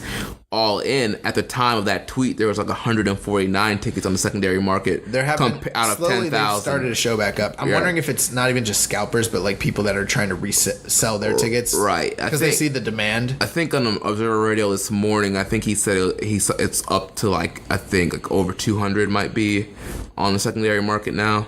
But still, out of 10,000 tickets, bro, think about it. Like, okay, so if 10,000 tickets got sold, if only like 10% of them, which is like 1,000 tickets, were like up for resale, that's extremely low. And it's way less than that, right. Which leads me to believe, from what I'm understanding, that the majority of these tickets were bought by fans. Right. They're not being, and the thing is, a lot of people are like, oh, well, they're waiting till later to put the tickets up online, and it's like, that's not how scalpers make their money. The demand is highest when the tickets go on sale, especially in a situation like this. So that's like idiotic thinking to think like, oh, well, the scalpers are holding out. No, dude, they're trying to flip and turn a profit it real quick, as quickly as they can for the most amount of money that they can. Usually on the day of, they take a loss and they end up pricing them lowest because they're trying to get them off their hands. Right. So no, that's not accurate at all. Even still, it's like, what, 400, 500? Like, that's insane, bro. That's insane. Yeah. I mean, I saw tickets for going as high as like $1,200, $1,300. Yeah, for the front row. That's crazy. Yeah. So, I mean, this is anyone who's like who's upset about this. Like, have you seen people online who are actually upset? I've seen several people that have been like, upset or like hating on it, like, oh, I don't get why everybody's so excited, like this is dumb, blah blah blah, like this is like whatever, like kind of blowing it off. I mean, the thing is, no company has done this in 20 years outside of WWE. Right. I have seen people who've been essentially like, well, let's see them do it year after year after year. Right. And it's like, dude, they're not a promotion. Right. It's 3 people. It's Cody and the Young Bucks. And they self-financed a show, and they drew enough buzz and interest in pro wrestling, the sport that we all supposedly love, whether you follow this promotion or that promotion. And the fact that 10,000 people are willing to pay for a card without even all we know is a couple of the names. We don't even know what matches are happening, and people are bought it in 30 minutes. That tells you something. That this is a big moment in the history of wrestling. And another thing I've been seeing like thrown out there, people are like, well, when people hate on WWE, like, we're not allowed to come, like, what's the difference? Like, why can't I hate on this? If you are allowed to hate on WWE, like, why can't I hate on this? And my whole thing on that is... Bro, I would love to love WWE. Right. I would love to love it. Dude, WWE has, like, the most stacked, like, in-ring talent roster that it's had forever. But like, I'm not a wrestling hipster, bro. Yeah. I'm just not. And I'm just speaking for Josh Smith. Yeah. That's my shoot last name. I'm just speaking for me, dude. Like, I would love to be able to love the most accessible wrestling like content that's out there. Do you know how much I would love for my $9.99 a month that's going to Titan Sports to be like of a benefit to me other than just watching 1980s like wrestling? Do you know how much I would love to be able to see like to watch Samoa Joe and like Shinsuke and AJ Styles and actually enjoy it and not have to like criticize how badly they're utilizing their talent? Here's the thing. I would love it. Here's the thing. With WWE, I'm getting a drink. All right, let me go on my little rant here. So here's my thing. So WWE, when it's good, when they do good stuff, I'll be the first one to say that was good. The Seth Rollins Miz match, for example, from Backlash, very good stuff. On the other hand, when WWE does bad stuff, I'll be the first one to tell them they're doing bad stuff. And there's been a lot of bad stuff in WWE lately. And with All In, I don't get what's there to really criticize. I mean, the show hasn't even happened yet. What's there to hate about with them selling 10,000 tickets in under 30 minutes? What's there to hate about this whole buzz that people are actually excited about this? Like, what is there to criticize about them doing this? Like, that's what I don't get. Like, I get maybe if All In happens and you want to criticize the show, but like, what can you really criticize about what's happened? What's funny is like one of the most detrimental things that ever happened to the sport of professional wrestling was two of the most detrimental things was A, the territories dying, and B, the monopolization of pro wrestling in 2001 in North America. After that point, the product took a discernible and very like real downturn. And business has been down consistently year after year after year. They are making money in spite of how bad the product is. And yeah, like they've found ways to have monetary success. And like, yeah, they did like their best year, you know, from a money standpoint last year. But drawing wise, ratings wise, creative wise, yeah, it's terrible. And I know you've stopped watching the product. I'm not watching it. You're not watching. I'm still watching Raw every week. I still watch SmackDown. I'm watching NXT. I'm watching 205 Live. I'm still watching everything because I want to be able to criticize this completely and see what they're putting out there. And I can't do it, bro. NXT is the best weekly product they throw out there. Yeah, by far. Yeah. But like that's the thing, like this to me just it feels so much like a WrestleMania 1 or like a Starrcade 83. Like it's bro, like I mean, people let's think about this. The AWA, and when they did Pro Wrestling USA, they tried to put on Wrestle Rock, they tried to put on those super class shows in the 80s. Those didn't draw as well as this. Freaking Super Sunday in 83, you know. Like, what are some other super shows that happened back in the day? I mean, there have been quite a few. World Class doing those Parade of Champions shows, and only the first one drew off the back of David Von Erich's death, and like that was in '84, bro. Like it's been so many years since like a big major wrestling event happened outside of WWE like this. And I mean, let's think about WCW. Like nothing has happened since WCW. That was 2001, right? And they, I don't know when was the last time they did big card like this? Like 98, like Starrcade, something like that. Yeah, we're talking about 20 years, bro. We're talking about 20 years. People are talking about can they do this year after year? I mean, this could be the catalyst of something that happens every year. Yeah, I mean, I know AAW is going to be running a couple shows on Thursday and Friday prior to this. Starcast is going to be there. Yeah. Like it feels it has a very WrestleCon-ish type of feel to it. All right, and I mean, I feel like this is far enough from WrestleMania where it's It's the perfect amount of time away from WrestleMania. It's in September, bro. Right, like you can save up enough money to go at both. Yeah, so I mean, I don't know. Anyone who's like critical of this, they've got their head in the sand, I believe.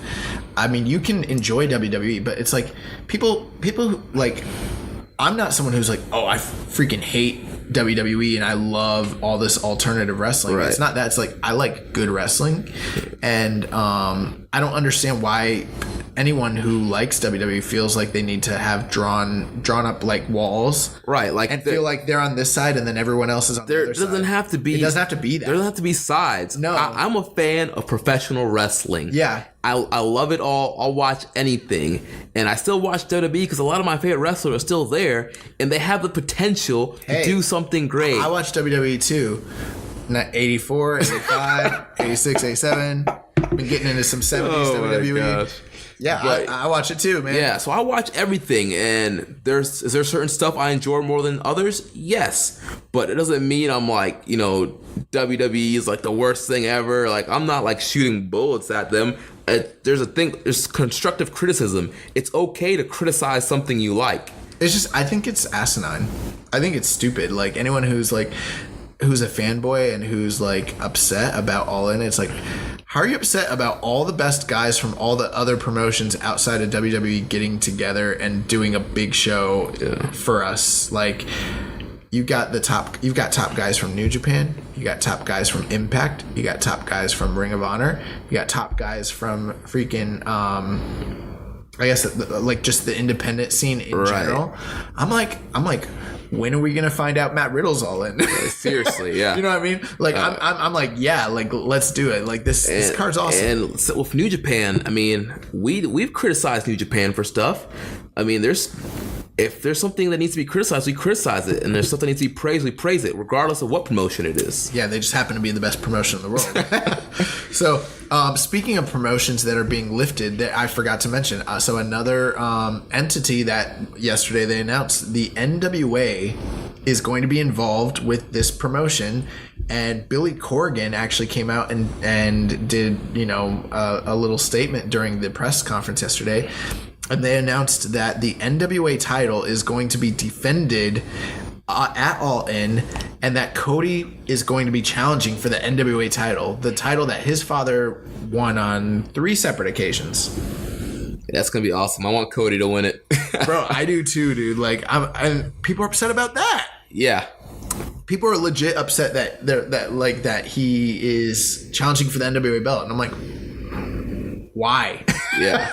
I mean, like, bro, like, it's okay. So the NWA is like pretty much dead at this point. Like the NWA is not even a super low point. It's not even like a real promotion, really. It's just like Billy Corgan and like Dave Lagana following around Nick Aldis all over the place. Bro, there was a time years ago, like, even, we're not even talking about in the glory days. I'm talking about like 6, 7, 8 years ago, where there was a lot of promotions in North America that used the NWA name. Yeah. But like, times have kind of fallen, and like the NWA has fallen out of vogue. I don't even know where they, like, if they have any TV or what promotions are tied to it.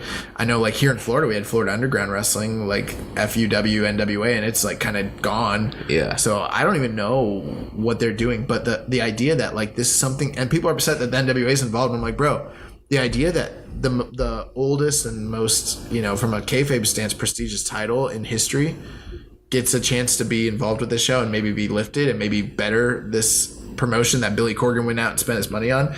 That's awesome. I mean, like, I don't have high hopes that it will save them or anything, but I mean, the idea that like everyone involved is going to be bettered off by being involved in this is just, that's freaking awesome. Also, you want my hot take? Yeah. Okay, so I think that between now and so right now Nick Aldis is the NWA World Champion. He's in the middle of a tour where he's doing 20 title defenses, 60 days. He just had a title defense against over in China. He defended the title against Colt Cabana, and right now he would be slated to go against Cody, which that doesn't do much for me. Yeah, me either. I hope Nick Aldis is involved with this. He's a great talent, but I don't want to see him in a main event slot against Cody. But you know what I think is going to happen? Well, you've told me already, so I am like pretty confident at this point that Flip Gordon is going to be the next NWA World Heavyweight Champion, and Cody will have no choice but to book Flip for All In, and they will be wrestling each other in one of the headlining matches of the card. That's a great idea. I think that is what's happening. I think that's the angle. I think Flip Gordon's going to win the big, the 10 pounds of gold. And Cody is going to be like, basically Cody's going to be conflicted because he's going to be like, I really, really, really, really want the title that my dad held. But I don't want to book Flip. But I really, really don't want to book Flip Gordon. And that's how we're going to get that's what the whole being the elite like storyline between the two of them has been like leading to is a title shot between them. And it's going to, I think that's what's happening. It could happen. Vision, bro. Vision, yeah. So, anything else on All In? No? No, I think that's pretty much it. Okay. So let's run through this. So we had talked about doing a War of the Worlds results and, kind of review. And what were your... Bro, I only watched 2 nights of this. I only watched 2 nights also. I watched the first match of the 3rd night and I fell asleep. So, bro, okay, couple notes. So, we'll go through some of the results here. Let's talk about some of the news first. So, Dalton Castle is injured. Mm-hmm. His hand's broke. He's got back issues, and he was off the entire tour, right? Yes. He didn't even wrestle at all. No. So I don't know how serious his injuries are, but they have to be pretty serious if he didn't even work the tour at all. A multi-man match. Yeah, he didn't even work a multi-man match. So Dalton Castle is currently injured. I don't know how that's going to play into things. He is obviously the Ring of Honor World Champion. We'll get more of that. He is slated to defend the belt against Marty Scurll in the near future. So yeah, Dalton was totally off. The entire tour. Jay Lethal also was injured on night 2 during a multi-man match. They said it was during a sunset flip powerbomb to the floor. Did he do that, or did Takahashi do that to him? I think Takahashi did that. That makes more sense, yeah. So they said it was just a mild concussion, but that he had trouble remembering the earlier parts of the day, and so they kept him off the rest of the tour following that injury. From what they're saying, it's not something that's going to prevent him from performing in the future. He is slated for All In, which is obviously a while away. Which it's kind of funny that this is not funny that got hurt, but being the Elite of this whole storyline where he got knocked down and he got knocked out and he got he's turning into Macho Man, and there's a new Being an Elite that came out today, and Cody I haven't seen it yet. Cody taps him and he turns back into Macho Man. He's like, "Oh, hey Dream, how you doing? You're looking real jacked." and Cody hits him again and he turns back to Jay Lethal. He's like, "Man, I feel really weird." Really? Yeah. Okay, I gotta catch that. Some other Ring of Honor news coming up. So Teton and Ultimo Guerrero will be working the June show for when they go to New York City. Also, Atlantis Stuka Jr. and Maya Jr. will also be working the Texas shows in June. So we've got some CMLL action coming to Ring of Honor, which is pretty cool.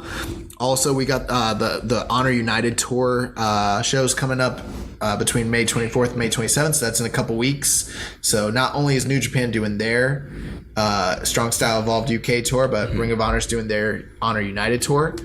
And then on the War of the Worlds tour, Daryl Jr. made his in-ring debut. Yeah, he did. So I did not know that was Daryl Jr. Yeah. I just thought it was Daryl. I didn't realize that when the mask was on that's Daryl Jr. Yeah. I thought it was Daryl, but apparently Daryl Jr. has already grown up and he made his in-ring debut. Yeah, I guess cats grow fast, man. I guess so. So, they did a little angle in the middle of the 6-man tag on night 2. Colt Cabana. Yeah, Colt Cabana was acting like he was gonna, drop the elbow on Daryl Jr. They had Daryl Jr. sit in the middle of the ring, and at one point Daryl Jr.'s mask came off. They were talking about, that wasn't his working mask. That was his Yeah, what's this? BJ Whitmer's there's a difference between a working mask and what was a working mask and a I don't know, like a casual mask. Yeah, like a casual he's mask. Every wrestler has both of them. So that was pretty funny, but I don't know, these War of the Worlds. We'll go through the results here just real quick. So the Briscoes on night 1 ended up, and we're only going to talk about the New Japan related stuff, by the way. But the Briscoes ended up beating Flip Gordon and Jushin Thunder Liger on night 1 in a tag team match. After that, later on, the Bullet Club, which is Cody Hangman Page and Marty Scurll, ended up defeating Roppongi 3K in a 6-man tag team match. LIJ, Naito, Evil and Sonata beat Silas Young, Beer City Bruiser, and Brian Malonis. Chucky T, Jay Lethal, and Jay White had a 3-way dance, and Chucky T ended up winning that match. And then in the main event, the Young Bucks ended up beating Bushi and Hiromu Takahashi in a tag team match, which makes total sense because they're heavyweights now, and the other guys are juniors. I did not enjoy this show. It wasn't that it was terrible. It's just that there was nothing that I thought was very good. Yeah. I also, these okay, a couple things here. Honor Club sucks. Guys, I want to support Ring of Honor so bad, but they need to step this thing up because the production quality it's not good. Not only that, but like the lighting. It's my biggest issue is the lighting is a big problem for me. It's too dark and like they just have those couple spotlights and it's not up to like television quality. The other thing too is like, dude, trying to broadcast this on a TV is we had like a freaking hard time. Like I just want to cast it. I got Chromecast. Let me just cast the crap.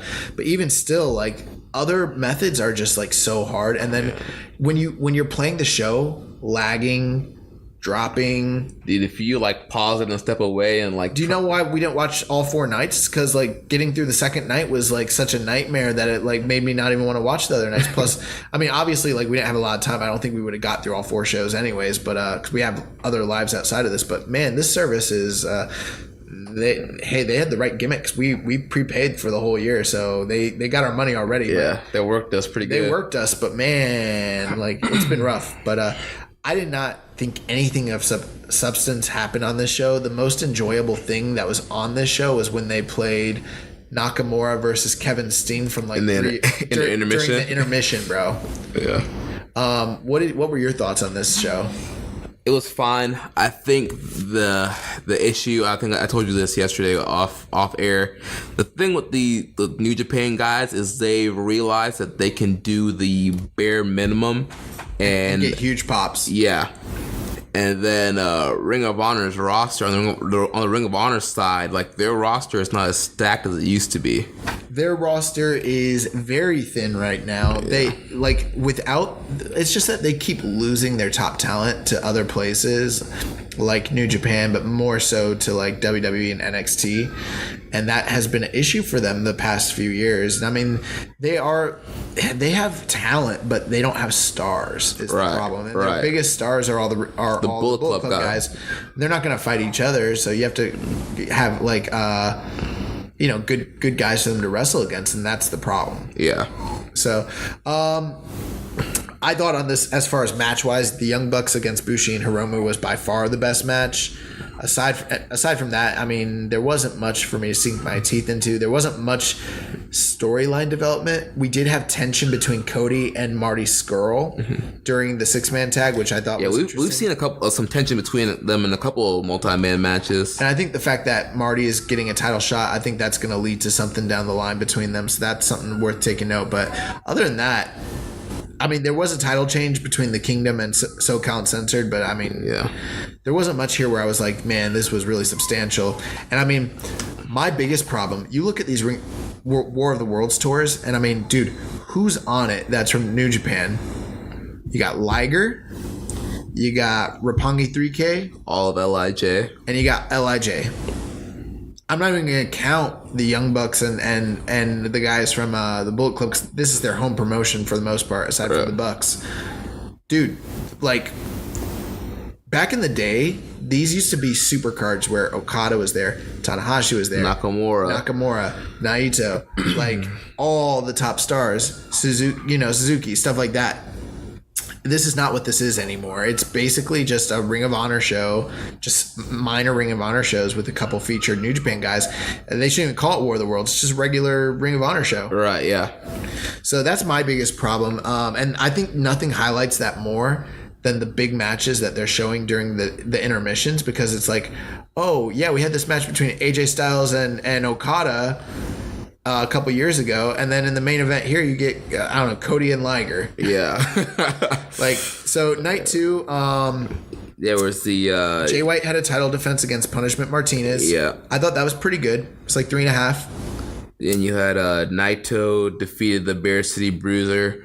Naito, I was talking about, Naito did the bare minimum here. I thought Jay White did too. I think in both of those matches, Punishment Martinez and Bear City Bruisers I think that they were overperforming, and I thought Jay White and Tetsuya Naito were underperforming, leading to like just pretty average matches overall.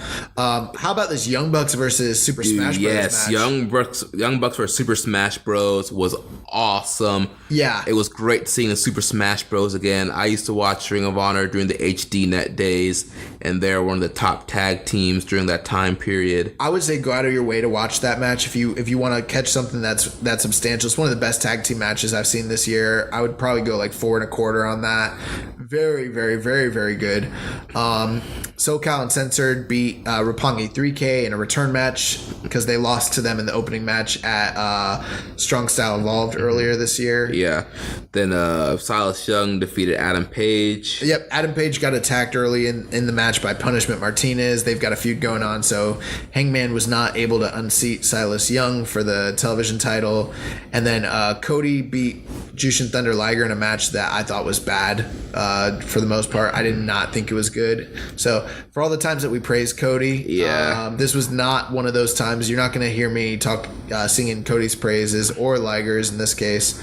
And then we had the 6-man tag with Evil, Hiromu Takahashi, and Sonata against Lethal, Kenny King, and Colt Cabana.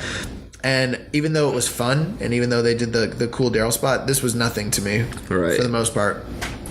So, I mean, those are the only 2 nights we got through. I mean, we can go through I did not watch night 3 or night 4. I don't even know about the story developments, but... Right. I have the results of night 3. Evil defeated Shane Taylor. Marty Scurll won a 4-way match. Against Kenny King, Matt Taven, and Sonata. That was probably good. Roppongi 3K defeated the Young Bucks and the Motor City Machine Guns. That was probably the match of the night, I would assume. And that's the one thing on all these cards that's consistently just above and beyond is the Young Bucks. Every match that they're in is like just better than everything else on the card. Yeah. Cody defeated Takahashi. Yep. And then the main event was a ROH tag title match. The Briscoes defended against Naito and Bushi, and they beat Naito and Bushi. Gotcha. Also, SoCal Uncensored beat the team of Flip Gordon, Cheeseburger, and Liger. Yeah. So, team fun and flips. And then on night 4, we had, let's see here. Wow, this is a rock.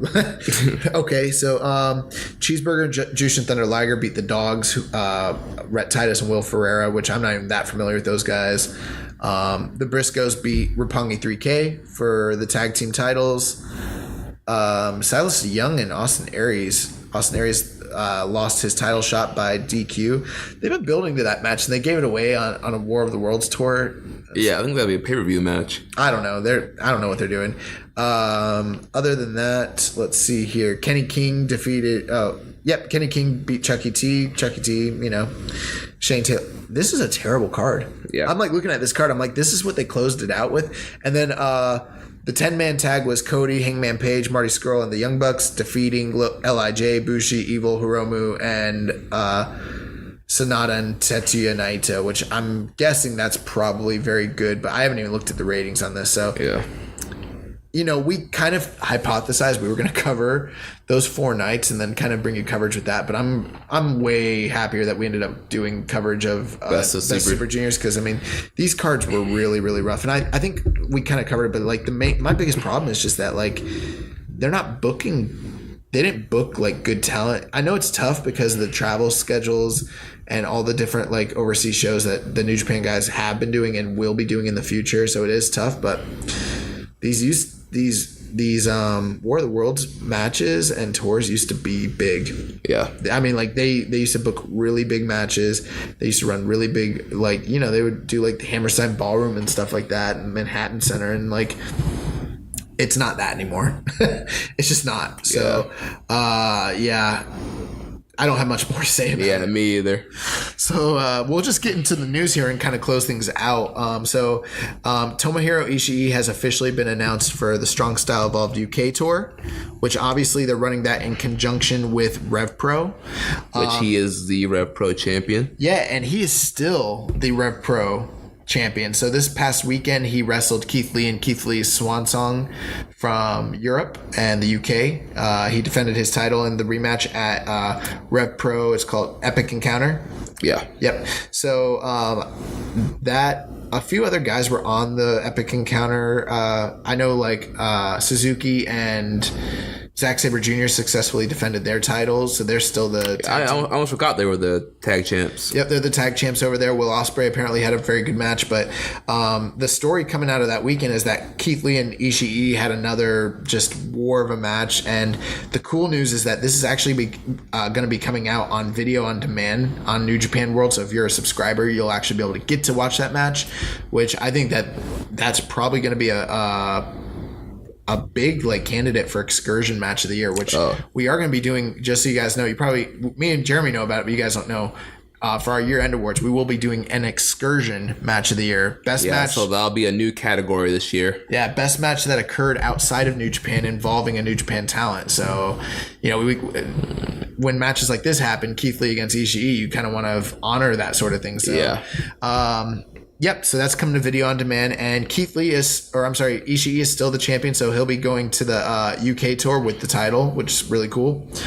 Other news, so New Japan Pro Wrestling has a new president, and they officially made the announcement just recently, and he's a non-Japanese, for the first time ever, he's non-Japanese. His name is Harold Meij, and he's the former CEO of Tomy Toy Company.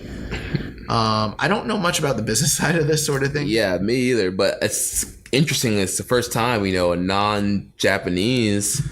Well, his background apparently is in merchandising, and so you have to imagine with the U.S. expansion and the worldwide expansion, things like that bringing in a guy like him might be part of what they're trying to do with going into these other countries and kind of market to the outside world. Yeah. I do know that he had a lot of success from what I've read and understand with the Tomy Toy Company, where they were losing money, and then they had their most profitable years with him as their CEO. So, I don't know much about him, but I mean, it is newsworthy, and it's something worth, Kadani is actually the one who brokered the deal and brought him in. So yeah, we'll see.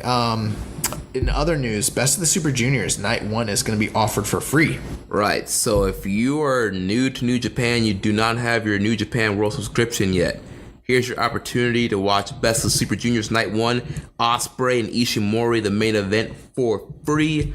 Watch that, and after you watch that, pay your 999 yen and watch the whole tournament. 999. Yeah, 999 yen. Also, so did you hear the news about Jericho and the Greatest Royal Rumble? That he told Vince McMahon about the Naito angle, that he was coming to Fukuoka, and then they pulled him from the Undertaker match. Yeah, so a lot of people wondered why he was announced for the Undertaker match and then pulled, and apparently, from what the reports are saying, it's after he broke the news about Fukuoka. They're like, all right, well then, we're gonna take you out of that. We're gonna take you out of that casket match there, pal. Well, to be honest, regardless of whether he was in the casket or the Rumble, he wasn't winning. Yeah, he wasn't. So it doesn't really matter. Also, Brandy Rhodes broke her clavicle in Stardom. Yeah, last weekend. I saw that. So she was supposed to wrestle at one of these War of the Worlds tour shows in Michigan. That's where she's from, and wrestle in front of her family. And she ended up breaking her clavicle in 2 different spots. And she still she wrestled 4 matches that weekend, 2 of them with a broken clavicle. Wow, this girl's tough. So they do say it's going to take surgery. So yeah, I mean, Brandy, she's fine and she's tough. I love Brandy, but hopefully she gets better. Other news, Minoru Suzuki is actually going to be wrestling a match against Kazuchika Okada on June 23rd at the Minoru Suzuki 30th Anniversary Festival. Yeah, I saw that. He got to choose his opponent, and he chose Okada. So there's actually a really, really great article on New Japan World regarding this, so you want to check that out. I think it's going to be kind of more of a produce show, but hey, Suzuki-san, congratulations, and we're, glad to have you still going in the sport, and congratulations on 30 years. And yeah, really, really good stuff. Hanare has a new shirt. He has a new shirt? Yep. I didn't see that. For the first time ever, yeah. Hanare's got adult shirts and children's shirts. So what did they say on them? It just has a bunch of tribal stuff, and then gotcha. It looks okay. Gotcha. I wouldn't buy it. You might. Hey. So, Hanare has a new shirt. I think you can find that either on the New Japan website or maybe on his Twitter. I don't know where that was. Let's talk about Dave Meltzer. So, the star ratings. So, the star ratings are out for Don Taku. But there's only one match that really, kind of was like a big deal, basically. Right. So he gave Okada versus Tanahashi 5.5 stars. Yeah, so this is not the first time he's done over 5 stars. You know, most famously last year when he did the 6-star match, and then 6.25. He's done a few different since then, but you know, this is he gave that match 5.5 stars. The match, you know, the main event from Dontaku with Okada, Tanahashi and Okada. So I mean, what are your thoughts there, Jeremy? Like, let's talk about this, because this was kind of a controversial thing, and a lot of people have different opinions and thoughts on this. So here's my thing. You know, I like Meltzer. I read The Observer. I listen to Observer Radio all the time. And, you know, I'm not one of these people that, like, bash on him or whatever. But here's the thing. Meltzer is a man, all right? This is one man's opinion. This is not the end-all, be-all opinion. This is his opinion. Yes, he's probably, like, you know, he's been doing this for a long time, so his opinion is respected. But his, you know, his star rating is not the final say in all this stuff. And I listened to Observer Radio, and the way that he, like, went on about this match, I'm not surprised that... Yeah, he was gushing about it. I said it last week that he was gushing about how much he loved I wasn't surprised that he gave it this rating. And here's the thing. With Okada and Tanahashi, like, all their matches are amazing. So it's really up to you to decide which Okada Tanahashi match is your favorite and which one you think is the best. Well, what's your opinion on the star rating system, and you know how that affects our industry and our, you know, so I said our industry, yeah, because we are part of this industry, yeah. And you know how fans perceive it, and then also, you know, just what are your thoughts on it? Because I mean, obviously it's been controversial, especially the last couple years. I think people put a little bit too much stock into the Dave Meltzer star ratings. His star ratings are a great guide on kind of what to expect on how good of a match is. Like I said, it's not the final say. You can watch the match and evaluate it yourself. There are several times where we have been off of what Meltzer rates stuff. We've been off of what Kasanka rates stuff, what all these other people rate stuff. So it's really up to you to watch and rate it. But his ratings are kind of a guideline.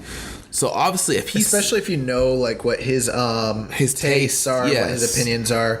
And so obviously he's giving it 5.5. To him, it was like a really phenomenal match. So me being a guy that, you know, subscribes to Meltzer, I'm like, well, clearly Dave doesn't do this very often, so this match must have been like blowaway for him. So I'm gonna watch it and see if it's blowaway for me. And maybe I might not rate it 5.5, but at the end of the day, I just watched. I feel like maybe I should rewatch it because I was a whole star lower than him. I was 4.5 on that. I was 4.75. But okay, so here's a couple things with me. I feel like wrestling ratings should be judged in the context of the year that they occur, so that you can get a better understanding of the time frame. Because the idea is hypothetically supposed to be, from what I understand, like all-time ratings, you know what I mean? But a 4-star match in 1982 is not a 4-star match in 2018. Right. I always say this all the time. You cannot compare time periods. It's just impossible. Each era had its own style that got over and was a good match. So yeah, obviously, you know, that's why I like going year by year and understanding what was good in that particular year, because you can kind of see the evolution of wrestling that way and kind of more appreciate. It's hard, man. You know, I'm doing this 70s project right now, and you know what I rated as maybe the best match I saw in 1974 in New Japan or in All Japan is not going to be considered by most fan standards today as a great match. But when you compare it to what was happening in that time, and then you can when you have context of what's happening at that time period, then you can appreciate something more. Now, I do think that there's a flip side to it though, where you do have to wonder, like, okay, so if Dave's like the foremost, like most knowledgeable. Now, you're right, it is one man's opinion, and he's entitled to his opinion. Right. But if you tell me that he thinks that that match was 5.5 stars, I'm going to assume that he thinks that it is the best Tanahashi Okada match that ever happened, and maybe he does. But there's no way that is the best Tanahashi Okada match.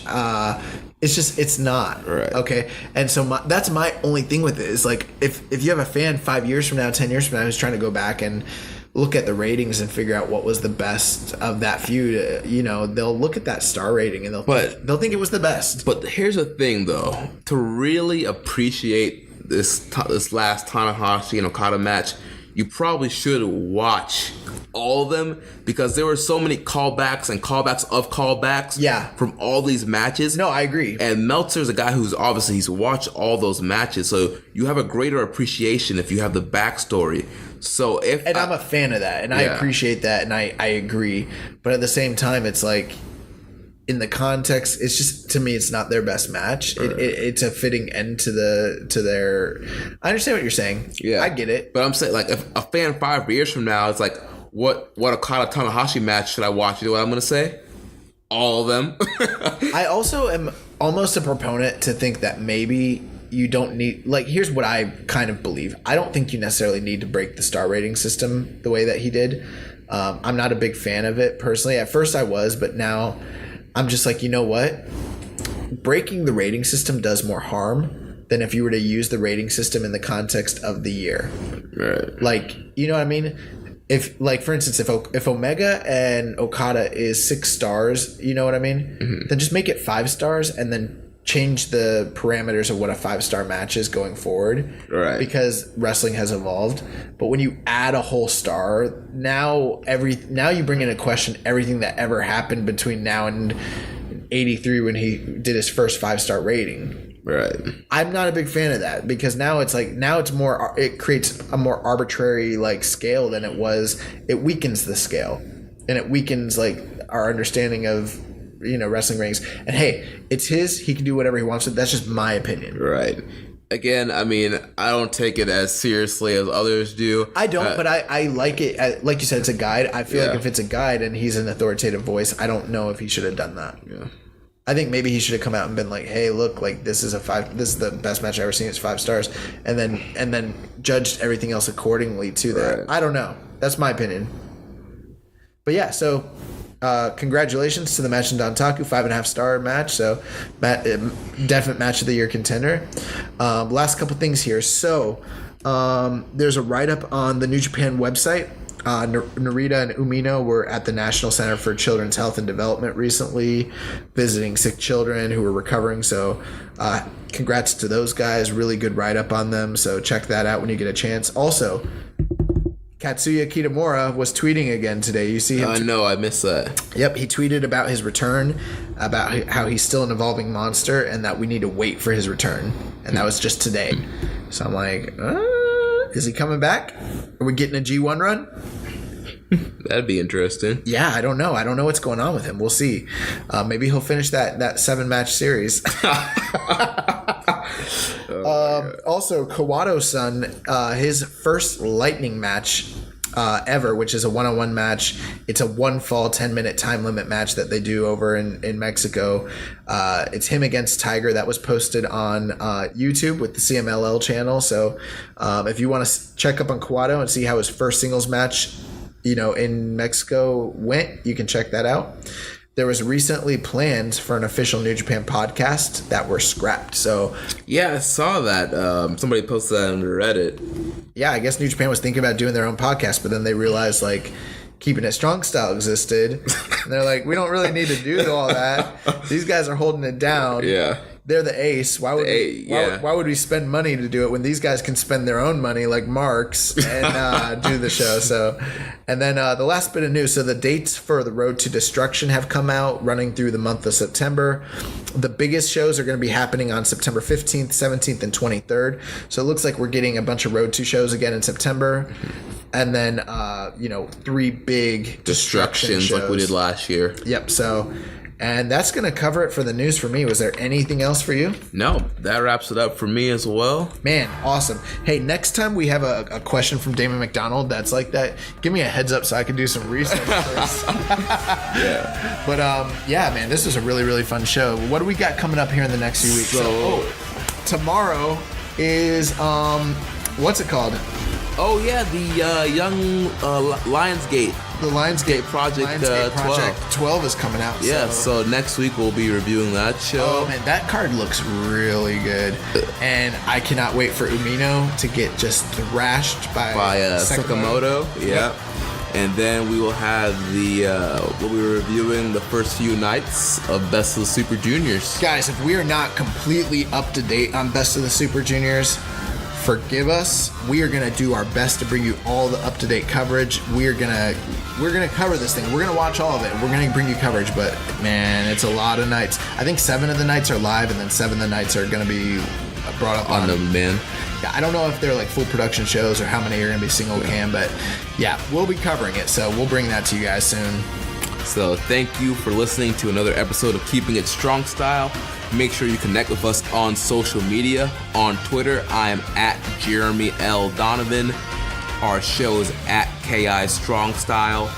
Social Suplex, our parent brand, at Social Suplex. On Facebook, we are facebook.com/Social Suplex. We also have the Wrestling Squared Circle Facebook group, facebook.com/groups/Wrestling Squared Circle. Make sure you check out all the other shows on the network. We have One Nation Radio with Rich Latta. We have the Outsider's Edge with Rance and Carl. We have the Ricky and Clive Wrestling Show. We have the Wrestling Wash with Bathtub Baldwin covering stuff revolving around Impact and Ring of Honor. We had a new podcast debut last week on the network called Grown Men Watch This Shit. Yo, that debut episode, hey, so it's Chris and then and Jeremy, but I guess he's gonna be going by Vanderbeek. So Chris and Vanderbeek, bro, if you guys are listening, hats off to you guys, because your debut show was awesome. If you're listening to this and you're a fan of independent wrestling or international wrestling outside of New Japan, I'm telling you, you want to check that show out. Our show kind of has like a very like strict structure to it, and kind of like a, I don't know, I think we try to like stay well informed and things like that, but this show was like a couple buddies just kicking back, like having a couple drinks, and I loved like the freeness of that show, and like hopefully we can do something with them down the line. Chris is from Australia, and then Jeremy's had shows on MLW Radio, and he's like the bigwig. He's a big Twitter guy, so yeah, check him out. And so check out all these great stuff. Also, we had a special interview with Joey Osborne and Blanco Loco. So also check that out. We'll be working on trying to get some more interviews lined up for you guys. So make sure you subscribe to the network to get our show and all these great shows. Leave a rating and review. Remember, we're an independent podcast network. We need your ratings and reviews to help us get over. We need it, guys. You have no idea. My life is nothing without this show. I don't have a lot going for me, guys. Oh, man. I need this show to take off, and it needs to happen soon because times are tough, man. I need money for All In, and I gotta pay this 999 yen for my New Japan World subscription. Freaking Ring of Honor has been ringing me out for money. Like, I need this to happen. I need this to happen. So yeah, help us get over. Help us to trick someone into paying us to do this shit. So until next time, goodbye. Oh, we botched it. Goodbye and good night. Bang. Thank you for listening to Keepin' It Strong Style. We'll see you next time.